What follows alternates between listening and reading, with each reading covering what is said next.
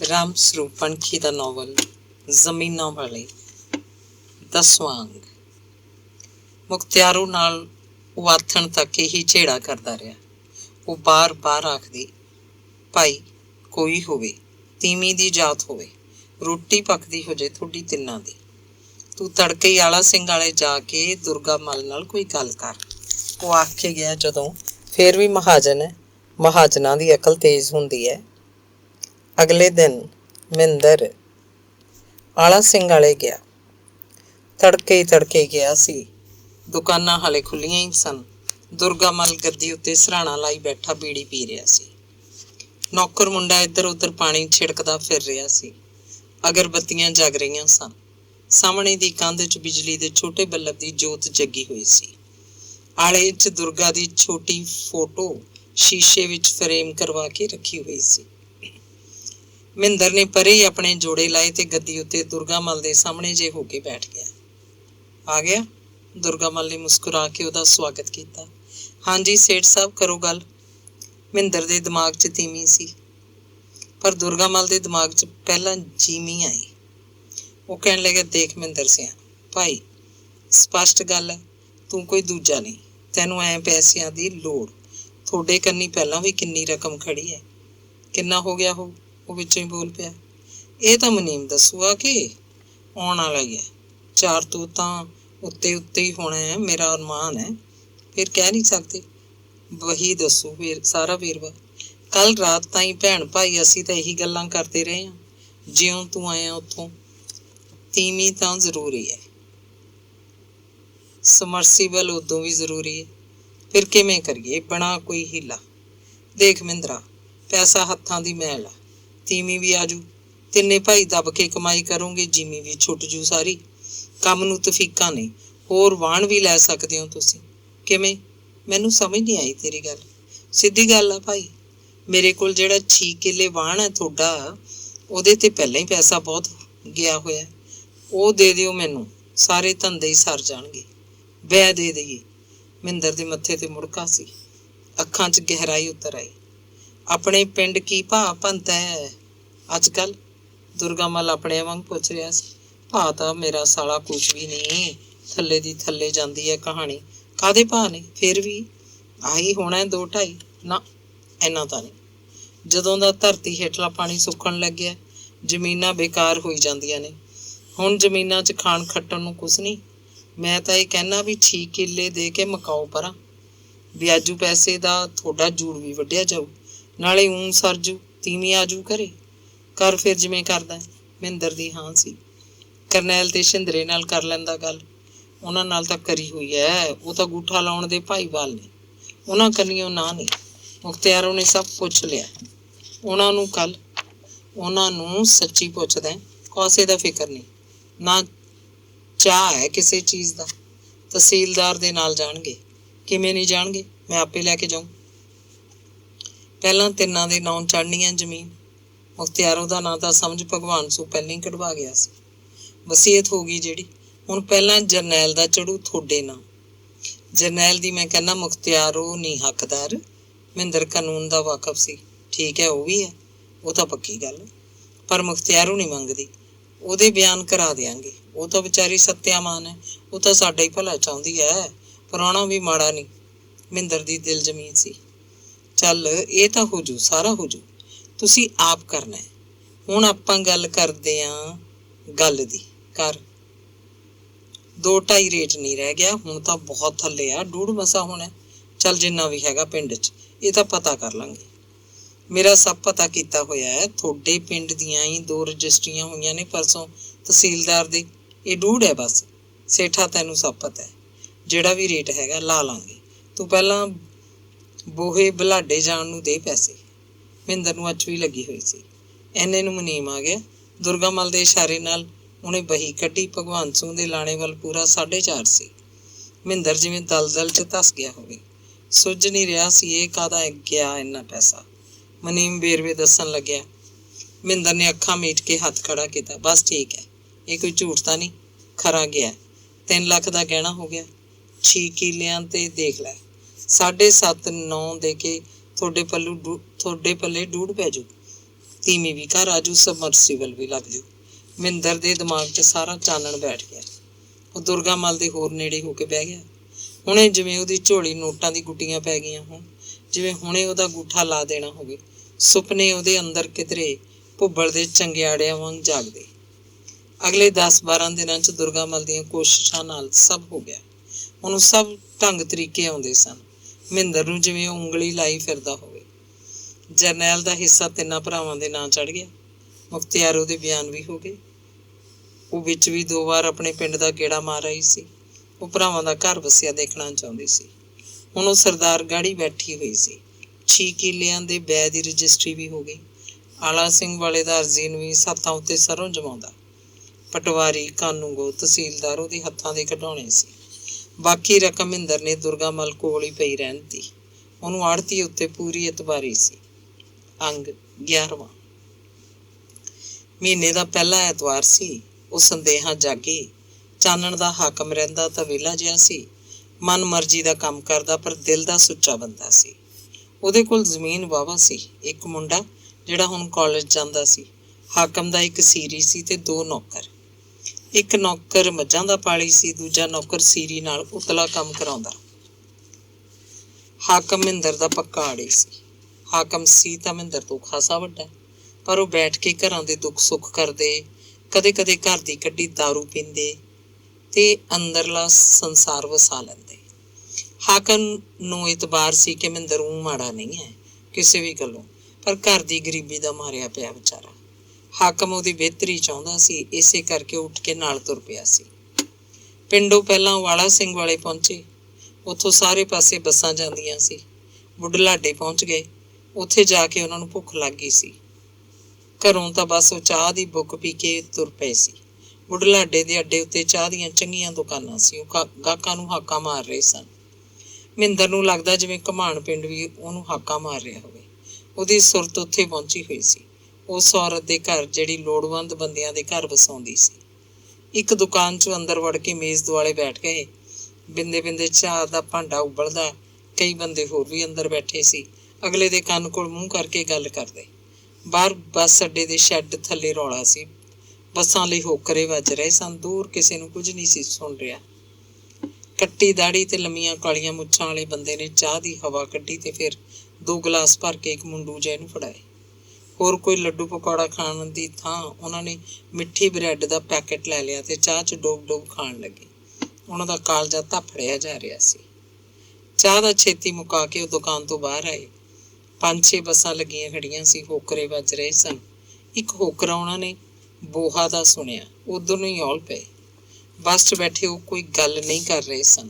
ਹਾਕਮ ਬਾਹਰ ਖੇਤਾਂ ਵੱਲ ਝਾਕਦਾ ਜਾ ਰਿਹਾ ਸੀ। ਮਹਿੰਦਰ ਬਾਰ-ਬਾਰ ਆਪਣੇ ਬਕਸੂਏ ਵਾਲੀ ਜੇਬ ਟੋਹਦਾ ਤੇ ਬੱਸ ਦੀਆਂ ਸਵਾਰੀਆਂ ਨੂੰ ਨਿਹਾਰਦਾ। ਕਦੇ ਉਹ ਮਗਰ ਮੁੜ ਕੇ ਵੀ ਝਾਕਦਾ। ਸਾਰੀ ਬੱਸ 'ਚ ਉਹਦਾ ਕੋਈ ਵਾਕਫ ਚਿਹਰਾ ਨਹੀਂ ਸੀ। ਉੱਪਰੇ ਲੋਕ ਸਨ, ਆਪਣੀਆਂ ਗੱਲਾਂ ਕਰ ਰਹੇ ਜਾਂ ਚੁੱਪ-ਚਾਪ ਬੈਠੇ। ਇੱਧਰਲੇ ਲੋਕਾਂ ਦਾ ਚਿਹਰਾ ਮੋਹਰਾ ਕੱਦ ਕਾਠ ਹੋਰ ਤਰ੍ਹਾਂ ਦਾ ਸੀ। ਉਹ ਸੋਚਦਾ, ਉਧਰ ਸਾਡੇ ਵੱਲ ਦੇ ਲੋਕ ਹੋਰ ਤਰ੍ਹਾਂ ਦੇ ਆ। ਉਹਨਾਂ ਦਾ ਤਾਂ ਮੁਹੰਦਰ ਹੀ ਵੱਖਰਾ। ਬੋਹੇ ਅੱਡੇ ਉੱਤੇ ਟੈਂਪੂ ਖੜੇ ਸਨ। ਕਈ ਸਨ, ਕੋਈ ਖਾਲੀ, ਕੋਈ ਤੁਰਨ ਨੂੰ ਤਿਆਰ, ਸਵਾਰੀਆਂ ਦਾ ਭਰਿਆ ਹੋਇਆ। ਇੱਕ ਖਾਲੀ ਜਿਹੇ ਟੈਂਪੂ ਨੇ ਘਮਾਣ ਦਾ ਨਾਂ ਲਿਆ। ਵਿੱਚ ਇੱਕ ਸਵਾਰੀ ਬੈਠੀ ਸੀ। ਉਹ ਬਿਨਾਂ ਪੁੱਛੇ ਟੈਂਪੂ 'ਚ ਜਾ ਬੈਠੇ ਤੇ ਟੈਂਪੂ ਵਾਲੇ ਮੁੰਡੇ ਨੂੰ ਹਾਕਮ ਨੇ ਹੱਸ ਕੇ ਕਿਹਾ, ਚੱਲ ਤੁਰ ਬਈ। ਮੁੰਡਾ ਉਹਦੇ ਵੱਲ ਝਾਕਿਆ, ਬੋਲਿਆ ਕੁਝ ਨਹੀਂ। ਪਿੰਡਾਂ ਦੇ ਨਾਂ ਲੈ ਲੈ ਫਿਰ ਹੋਕਰੇ ਮਾਰਨ ਲੱਗਿਆ। ਖਾਸਾ ਚਿਰ ਲਾ ਕੇ ਟੈਂਪੂ ਭਰ ਗਿਆ। ਕਦੋਂ ਤੁਰਨਗੇ? ਹਾਕਮ ਬੋਲਿਆ। ਇਹਨਾਂ ਦਾ ਕਿਹੜਾ ਕੋਈ ਟਾਈਮ ਹੁੰਦਾ ਹੈ? ਜਦੋਂ ਟੈਂਪੂ ਭਰ ਗਿਆ ਚੱਲ ਪੈਣਗੇ। ਬਸ ਹੁਣ ਤਾਂ ਦੀਂਦਾ ਤੁਰਨਗੇ। ਕੋਲ ਬੈਠਾ ਇੱਕ ਅਧਖੜ ਜਿਹਾ ਬੰਦਾ ਬੋਲਿਆ। ਉਹਨੇ ਪੁੱਛਿਆ, ਕਿੱਥੇ ਜਾਣਾ ਤੁਸੀਂ? ਅਸੀਂ ਤਾਂ ਇੱਥੇ ਨੇੜੇ ਹੀ ਜਾਣਾ, ਹਾਕਮ ਨੇ ਜਵਾਬ ਦਿੱਤਾ। ਨੇੜੇ ਕਿੱਥੇ? ਬੰਦੇ ਨੇ ਜਿਵੇਂ ਪੁੱਛ ਕੇ ਹੀ ਛੱਡਣਾ ਹੋਵੇ। ਇਹ ਨਹੀਂ ਹਟਦਾ ਸੋਚ ਕੇ ਹਾਕਮ ਨੇ ਜਵਾਬ ਦਿੱਤਾ, ਘਮਾਣ ਕਿਹਦੇ ਜਾਣਾ? ਅਸੀਂ ਤਾਂ ਬਸ ਊਂ ਹੀ ਜਾਣਾ ਹੈ, ਕੰਮ ਹੈ ਇੱਕ। ਹਾਕਮ ਜਿਵੇਂ ਡਰ ਗਿਆ ਹੋਵੇ, ਉਲਟਾ ਕੇ ਕਿਹਾ, ਤੂੰ ਘਮਾਣਦਾ? ਹਾਂ, ਤਾਂ ਹੀ ਤਾਂ ਪੁੱਛਦਾ। ਰਾਹ 'ਚ ਕਿੰਨੇ ਅੱਡੇ ਹੋਰ ਆਉਣਗੇ? 2 ਪਿੰਡ ਹੋਰ ਵਿਚਾਲੇ ਪੈਂਦੇ ਨੇ। ਉਹ ਹਾਕਮ ਵੱਲ ਕਣਖਾ ਜਿਹਾ ਝਾਕਣ ਲੱਗਿਆ। ਡਰਾਈਵਰ ਮੁੰਡੇ ਨੇ ਰੱਸਾ ਖੋਲ੍ਹਿਆ, ਟੈਂਪੂ ਦੀ ਪੁਲੀ ਘੁਮਾਤੀ। ਟੈਂਪੂ ਸ਼ੇਰ ਵਾਂਗ ਦਹਾੜਿਆ। ਸਾਰਿਆਂ ਦਾ ਧਿਆਨ ਉਹਦੇ ਵੱਲ ਹੋ ਗਿਆ ਸੀ। ਰੱਸਾ ਟੈਂਪੂ ਦੇ ਸਰੀਏ ਨਾਲ ਵਲੇਟਦਾ। ਉਹ ਇੱਧਰ ਉੱਧਰ ਝਾਕਦਾ, ਫਿਰ ਹੋਕਰੇ ਮਾਰਨ ਲੱਗਿਆ। ਉਹ ਚੱਲ ਭਾਈ ਹੁਣ, ਹੋਰ ਸਵਾਰੀਆਂ ਰਾਹ 'ਚੋਂ ਬਥੇਰੀਆਂ ਚੜ੍ਹ ਜਾਣਗੀਆਂ, ਕਿਸੇ ਇੱਕ ਨੇ ਆਖਿਆ। ਹੋਰ ਸਵਾਰੀ ਬੈਠਣ ਨੂੰ ਥਾਂ ਵੀ ਕਿੱਥੇ ਹੈ, ਬੰਦੇ ਤਾਂ ਪਹਿਲਾਂ ਹੀ ਮਡਗਾਰਡਾਂ ਉੱਤੇ ਖੜੇ ਆ। ਹੋਰ ਇੱਕ ਬੋਲਿਆ। ਟੈਂਪੂ ਘੁਮਾਉਣ ਪਹੁੰਚਿਆ ਤਾਂ ਡਰਾਈਵਰ ਮੁੰਡੇ ਨੇ ਉੱਚੀ ਦੇਖਿਆ, ਘੁਮਾਉਣ ਵਾਲੇ ਬਈ। 4-5 ਹੋਰ ਸਵਾਰੀਆਂ ਉਤਰੀਆਂ। ਉਹੀ ਬੰਦਾ ਹਾਕਮ ਵੱਲ ਸਵਾਰ ਝਾਕ ਰਿਹਾ ਸੀ, ਪਰ ਉਹ ਬੋਲਿਆ ਕੁਛ ਨਹੀਂ, ਜਿਵੇਂ ਉਹਨੂੰ ਕੋਈ ਸ਼ੱਕ ਹੋ ਗਿਆ ਹੋਵੇ। ਉਹਨਾਂ ਦੇ ਨਾਲ ਹੀ ਤੁਰਨ ਲੱਗਿਆ। ਪਿੱਛੇ ਆ ਰਿਹਾ ਸੀ ਤੇੜ ਚਾਦਰ ਕਾਰਖਾਨੇ ਦੀ, ਗਲ ਚਿੱਟਾ ਕੁੜਤਾ, ਖੁੱਲਾ ਗਲ, ਸਿਰ ਤੇ ਕਾਲੀ ਪਗੜੀ ਵਲੇਟੀ ਜਿਹੀ ਸੀ। ਮੁੱਛਾਂ ਹੀ ਤਿੱਖੀਆਂ ਨਹੀਂ, ਨਿਗਾਹ ਵੀ ਤਿੱਖੀ ਸੀ, ਅੱਖਾਂ ਜਿਵੇਂ ਕੁਝ ਲੱਭ ਰਹੀਆਂ ਹੋਣ। ਹਾਕਮ ਨੇ ਸੋਚਿਆ, ਚੱਲ ਇਸੇ ਨੂੰ ਪੁੱਛ ਲੈਂਦੇ ਹਾਂ। ਕਿਹਾ, ਕੱਸੀ ਪਿੰਡ ਦੇ ਕਿਹੜੇ ਪਾਸੇ ਆ ਭਾਈ ਸਾਹਿਬ? ਕੱਸੀ ਇੱਧਰ ਹੀ ਆ, ਰਾਹ 'ਚ ਆ ਜਾਂਦੀ ਹੈ, ਤੁਰੇ ਚੱਲੋ। ਉਹਨੇ ਜਵਾਬ ਦਿੱਤਾ ਤੇ ਫਿਰ ਉਹਨਾਂ ਨੂੰ ਹੋਰ ਗੌਰ ਨਾਲ ਦੇਖਣ ਲੱਗ ਪਿਆ। ਕਹਿੰਦਾ, ਕਿਤੇ ਤੁਸੀਂ ਪਾਰੋ ਦੇ ਤਾਂ ਨਹੀਂ ਜਾਣਾ? ਹਾਕਮ ਨੇ ਮਹਿੰਦਰ ਦੇ ਕੋਲ ਹੋ ਕੇ ਹੌਲੀ ਦੇ ਕੇ ਪੁੱਛਿਆ। ਉਹ ਪਾਰੋ ਹੀ ਦੱਸਿਆ ਸੀ ਨਾ ਉਹਦਾ। ਹਾਂ, ਇਹੀ ਨਾਂ ਹੈ, ਉਹਨੇ ਆਖਿਆ ਤੇ ਉਸ ਪਿੰਡ ਦੇ ਬੰਦੇ ਵੱਲ ਝਾਕਣ ਲੱਗਿਆ। ਸਮਝ ਗਿਆ ਮੈਂ, ਚਲੋ ਮੈਂ ਨਾਲ ਚੱਲਦਾ ਤੁਹਾਡੇ। ਕੱਸੀ ਦੇ ਪਿੰਡ ਤੋਂ ਬਾਹਰ ਖੇਤ 'ਚ ਕੋਠਾ ਹੈ ਉਹਦਾ। ਮੈਂ ਹੁਣ ਸਮਝਿਆ ਤੁਸੀਂ ਕਿਉਂ ਆਏ ਹੋ ਘੁਮਾਣੀ। ਕੋੜਿਓ, ਪਹਿਲਾਂ ਹੀ ਦੱਸ ਦੇਣਾ ਸੀ। ਅੱਜ ਐਤਵਾਰ ਹੈ। ਹਾਂ ਠੀਕ ਹੈ, ਐਤਵਾਰ ਹੈ ਅੱਜ ਦੇ ਦਿਨ ਤਾਂ ਇਸ ਪਿੰਡ ਪੂਰੀ ਮਨਸੈਤ ਆਉਂਦੀ ਹੈ, ਕੋਈ ਮਾੜੀ ਗੱਲ ਨਹੀਂ ਭਾਈ। ਆ ਜਾਓ, ਵਗੇ ਜਾਓ। ਉਹ ਉਹਨਾਂ ਦੇ ਅੱਗੇ ਹੋ ਗਿਆ। ਹਾਕਮ ਨੇ ਮਨ 'ਚ ਗੱਲ 'ਚ ਧਾਰੀ। ਮੈਂ ਤਾਂ ਇਹਨੂੰ ਸ਼ੱਕ ਦੀਆਂ ਨਜ਼ਰਾਂ ਨਾਲ ਦੇਖਦਾ ਰਿਹਾ। ਮੈਂ ਕਿਹਾ, ਪਤਾ ਨਹੀਂ ਕਿਹੋ ਜਿਹਾ ਹੋਣਾ ਏ, ਇਹ ਤਾਂ ਬੰਦਾ ਹੀ ਬਹੁਤ ਚੰਗਾ। ਉਹ ਫਿਰਨੀ ਪੱਕੀ ਸੜਕ ਤੁਰੇ ਜਾ ਰਹੇ ਸਨ। ਥੋੜ੍ਹੀ ਦੂਰ ਅੱਗੇ ਜਾ ਕੇ ਕੱਸੀ ਦਾ ਪੁਲ ਆਇਆ। ਉਹ ਕੱਸੀ ਪਿੰਡ ਦੇ ਵਿਚਕਾਰ ਦੀ ਲੰਘਦੀ ਸੀ। ਕੱਸੀ ਦੇ ਫਿਰਨੀ ਵਾਲੇ ਪਾਸੇ ਵੀ ਬਹੁਤ ਘਰ ਸਨ। ਇਹ ਘਰ ਹੌਲੀ ਵੱਧਦੇ ਜਾ ਰਹੇ ਸਨ। ਮੁਰੱਬਾਬੰਦੀ ਵੇਲੇ ਲੋਕਾਂ ਨੇ ਆਪਣੀਆਂ ਆਬਾਦੀਆਂ ਕਟਵਾਈਆਂ ਹੋਈਆਂ ਸਨ। ਅੰਦਰਲੇ ਘਰ ਤੰਗੀ ਮਹਿਸੂਸ ਕਰਦੇ। ਜੇ ਗੁੰਜਾਇਸ਼ ਹੁੰਦੀ ਤਾਂ ਆਬਾਦੀ ਵੱਲ ਨਵਾਂ ਖੁੱਲ੍ਹਾ ਮਕਾਨ ਆ ਪਾਉਂਦੇ, ਨਹੀਂ ਤਾਂ ਆਬਾਦੀ 'ਚ ਅੰਦਰਲੇ ਘਰਾਂ ਦੀਆਂ ਰੂੜੀਆਂ ਸਨ। ਉਸ ਬੰਦੇ ਦਾ ਘਰ ਫਿਰਨੀ ਉੱਤੇ ਰਾਹ 'ਚ ਸੀ, ਪਰ ਉਹਨਾਂ ਲੋਕਾਂ ਦੀ ਮਦਦ ਲਈ ਉਹਨਾਂ ਨਾਲ ਪਾਰੋ ਦੇ ਕੋਠੇ ਨੂੰ ਤੁਰ ਪਿਆ ਸੀ। ਕੋਠੇ ਦੇ 3 ਕਮਰੇ ਸਨ। ਇੱਕ ਕਮਰੇ 'ਚ ਮੱਝ ਬੰਨੀ ਸੀ, ਇੱਕ ਕਮਰੇ 'ਚ ਉਹਦੀ ਆਪਣੀ ਰਿਹਾਇਸ਼ ਸੀ। ਕੁਝ ਸਮਾਨ ਉਹਦਾ ਉੱਥੇ ਹੀ ਸੀ। ਉਸ ਕਮਰੇ ਦੇ ਸਾਹਮਣੇ ਵਿਹੜੇ 'ਚ ਰਸੋਈ ਸੀ। ਰਸੋਈ ਦੀ ਕੰਧ ਨਾਲ ਕੰਧ ਲੱਗਦੀ ਸੀ। ਉਸ ਤੀਜੇ ਕਮਰੇ ਦੀ, ਜਿਸ ਵਿੱਚ 4 ਮੰਜੇ ਡਏ ਸਨ, ਇਹ ਕਮਰਾ ਦੂਜੇ ਦੋਵੇਂ ਕਮਰਿਆਂ ਨਾਲੋਂ ਵੱਡਾ ਸੀ। ਪੂਰੀ ਸਬਾਤ ਸੀ ਇੱਕ ਤਰ੍ਹਾਂ ਦੀ। ਇੱਥੇ ਹੀ ਮੰਜਿਆਂ ਉੱਤੇ ਇਕੱਠੀਆਂ ਜਿਹੀਆਂ ਹੋ ਕੇ ਉਹ ਬੈਠੀਆਂ ਹੋਈਆਂ ਸਨ। ਉਸ ਦਿਨ ਗੋਬਿੰਦ ਉੱਥੇ ਨਹੀਂ ਸੀ। ਉਸ ਦਿਨ ਉੱਥੇ ਹੁੰਦਾ ਵੀ ਨਹੀਂ ਸੀ। ਪਿੰਡ 'ਚ ਹੀ ਇੱਧਰ ਉੱਧਰ ਕਿਧਰੇ ਕਿਸੇ ਦੇ ਘਰ ਛੁਪਿਆ ਬੈਠਾ ਰਹਿੰਦਾ, ਜਾਂ ਫਿਰ ਕਿਸੇ ਸ਼ਹਿਰ ਚਲਿਆ ਜਾਂਦਾ। ਨੇੜੇ ਦੀ ਪੁਲਿਸ ਚੌਂਕੀ 'ਚ ਉਹਦਾ ਆਉਣ ਜਾਣ ਸੀ। ਉਹਦੀ ਥਾਣੇਦਾਰ ਨਾਲ ਪੱਕੀ ਲਿਹਾਜ਼ ਸੀ। ਜਦੋਂ ਉਹ ਜਾਂਦਾ, ਥਾਣੇਦਾਰ ਉਹਨੂੰ ਕੁਰਸੀ ਦਿੰਦਾ। ਮੋਟਾ ਤਾਜ਼ਾ ਲਾਖੇ ਜਿਹੇ ਰੰਗ ਦਾ ਇਹ ਬੰਦਾ ਪੈਂਟ ਕਮੀਜ਼ ਪਾ ਕੇ ਰੱਖਦਾ ਤੇ ਹਰ ਵੇਲੇ ਜਰਦਾ ਖਾਂਦਾ ਰਹਿੰਦਾ। ਉਹਦੀ ਢਿਲਕੀ ਜਿਹੀ ਕਮੀਜ਼ ਨੂੰ 2 ਜੇਬਾਂ ਲੱਗੀਆਂ ਹੁੰਦੀਆਂ, ਜੋ ਪਤਾ ਨਹੀਂ ਕਾਹਦੇ ਨਾਲ ਭਰੀਆਂ ਰਹਿੰਦੀਆਂ। ਉਹਦੀ ਜੀਨ ਦੀਆਂ ਪਿਛਲੀਆਂ ਦੋਵੇਂ ਜੇਬਾਂ ਵੀ ਫੁੱਲੀਆਂ ਹੁੰਦੀਆਂ। ਬਾਜ ਵਾਂਗ ਤਿੱਖੀਆਂ ਅੱਖਾਂ ਸਨ ਉਹਦੀਆਂ। ਉਹ ਬਿੰਦੇ ਇੱਧਰ ਉੱਧਰ ਝਾਕਦਾ ਸੀ। ਆਥਣ ਦਿਨ ਛਿਪੇ ਜੇ ਉਹ ਪਾਰੋ ਦੇ ਕੋਠੇ ਆ ਵੜਦਾ ਤੇ ਉਹਦੇ ਨਾਲ ਹਿਸਾਬ ਕਿਤਾਬ ਕਰਦਾ, ਤੀਵੀਆਂ ਨਾਲ ਗੱਲਾਂ ਕਰਦਾ, ਉਹਨਾਂ ਨੂੰ ਧੀਰਜ ਦਿੰਦਾ ਰਹਿੰਦਾ। ਰਾਤ ਵੇਲੇ ਵੀ ਉੱਥੇ ਨਹੀਂ ਸੌਂਦਾ ਸੀ। ਉੱਥੇ ਪਾਰੋ ਦੇ ਕਮਰੇ 'ਚ ਬੈਠ ਕੇ ਸ਼ਰਾਬ ਜ਼ਰੂਰ ਪੀਂਦਾ। ਜਿਹੜੀ ਨੂੰ ਉਹਦਾ ਜੀਅ ਕਰਦਾ, ਉਸ ਇਕੱਲੀ ਨੂੰ ਪਾਰੋ ਦੇ ਕਮਰੇ 'ਚ ਬੁਲਾ ਲੈਂਦਾ। ਪਿੰਡ ਦਾ ਬੰਦਾ ਕੋਠੇ ਵੱਲ ਉਂਗਲ ਕਰਕੇ ਕੱਸੀ ਉੱਤੇ ਮੁੜ ਗਿਆ ਸੀ। ਉਹ 7 ਸਨ। ਪਾਰੋ ਨੇ ਛੇਤੀ ਗੱਲ ਮੁਕਾਉਣੀ ਚਾਹੀ। ਸਾਰਿਆਂ ਦੀ ਉਮਰ ਦੱਸ ਕੇ ਉਹਨਾਂ ਦਾ ਕੱਲੀ ਦਾ ਮੁੱਲ ਦੱਸਿਆ। ਪਰੇ ਲਿਜਾ ਕੇ ਇਹ ਵਿਸ਼ਵਾਸ ਵੀ ਦਿੱਤਾ ਕਿ ਇਹ ਵਸੂਗੀ। ਜੇ ਕੋਈ ਗੱਲ ਹੋ ਜਾਏ ਤਾਂ ਮੈਂ ਜ਼ਿੰਮੇਵਾਰ ਹਾਂ। ਇਹ ਮਾੜੀਆਂ ਕੁੜੀਆਂ ਨਹੀਂ, ਇਹਨਾਂ ਨੂੰ ਤਾਂ ਬਸ ਰੋਟੀ ਕੱਪੜਾ ਚਾਹੀਦਾ। ਮਹਿੰਦਰ ਨੂੰ ਸਾਰੀਆਂ ਹੀ ਸੋਹਣੀਆਂ ਲੱਗੀਆਂ। ਸਭ ਦਾ ਰੰਗ ਸਾਂਵਲਾ ਤੇ ਅੱਖਾਂ ਮੋਟੀਆਂ, ਸਿਰਾਂ ਦੇ ਵਾਲ ਲੰਬੇ। ਪਾਰੋ ਨੇ ਸਭ ਤੋਂ ਵੱਡੀ ਦੀ ਉਮਰ 34-35 ਸਾਲ ਦੱਸੀ। ਉਹਦਾ ਮੁੱਲ 15,000 ਸੀ। 2 ਕੁੜੀਆਂ 28-28, 30-30 ਸਾਲ ਦੀਆਂ ਸਨ। ਪਾਰੋ ਨੇ ਦੱਸਿਆ, ਇਹਨਾਂ ਦਾ ਸੌਦਾ ਹੋ ਚੁੱਕਿਆ 20,000 'ਚ। ਉਹ 5,000 ਰੁਪਇਆ ਬਿਆਨਾ ਫੜਾ ਗਏ ਹੈ। ਬਾਕੀ ਰਕਮ ਦੇ ਕੇ ਉਹ ਪਰਸੋਂ ਨੂੰ ਚਲੀਆਂ ਜਾਣਗੀਆਂ। ਉਹ ਕਹਿੰਦੀ ਹੁਣੇ ਗਏ ਨੇ। ਇੱਕੋ ਪਿੰਡ ਦੇ ਸੀ। 2 ਕੁੜੀਆਂ 24-24, 25-25 ਸਾਲਾਂ ਦੀਆਂ ਸਨ। ਉਹ 25,000 'ਚ ਜਾਣਗੀਆਂ।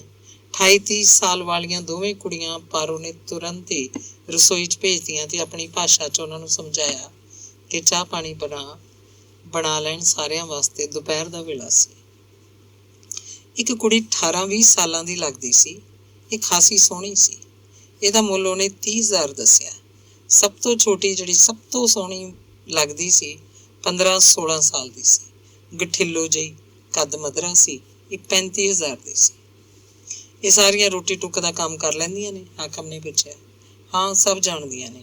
ਮਾੜਾ ਮੋਟਾ ਨਾ ਆਉਂਦਾ ਹੋਇਆ ਕੋਈ ਕੰਮ ਤਾਂ ਸਿਖਾ ਦਿਓ ਭਾਈ ਸਾਹਿਬ। ਪਾਰੋ ਅਦਬ ਨਾਲ ਬੋਲ ਰਹੀ ਸੀ। ਉਹਦੀ ਆਪਣੀ ਉਮਰ 50 ਤੋਂ ਉੱਤੇ ਹੋਏਗੀ। ਦੱਸਣ ਲੱਗੀ, ਮੈਂ ਜਦੋਂ ਆਈਆਂ ਸਾਰੀ 15 ਸਾਲ ਦੀ ਸੀ। ਇੱਥੇ ਆ ਕੇ ਸਿੱਖਿਆ ਸਾਰਾ ਕੰਮ। ਮੇਰਾ ਆਦਮੀ ਉਸ ਵੇਲੇ 50 ਦਾ ਸੀ। ਉਹਨੂੰ ਮਲੇਰੀਆ ਹੋ ਗਿਆ, ਮਰ ਗਿਆ। ਚਾਹ ਬਣੀ ਤੋਂ ਹਾਕਮ ਤੇ ਮਹਿੰਦਰ ਪਾਰੋ ਦੇ ਕਮਰੇ 'ਚ ਜਾ ਬੈਠੇ। ਚਾਹ ਪੀਂਦੇ ਗੱਲਾਂ ਕਰਨ ਲੱਗੇ। ਪਾਰੋ ਕਿਧਰੇ ਇੱਧਰ ਉੱਧਰ ਹੋ ਗਈ। ਉਹ ਸਭ ਜਾਣਦੀ ਸੀ। ਉਹਦਾ ਤਾਂ ਨਿੱਤ ਦਾ ਕੰਮ ਸੀ।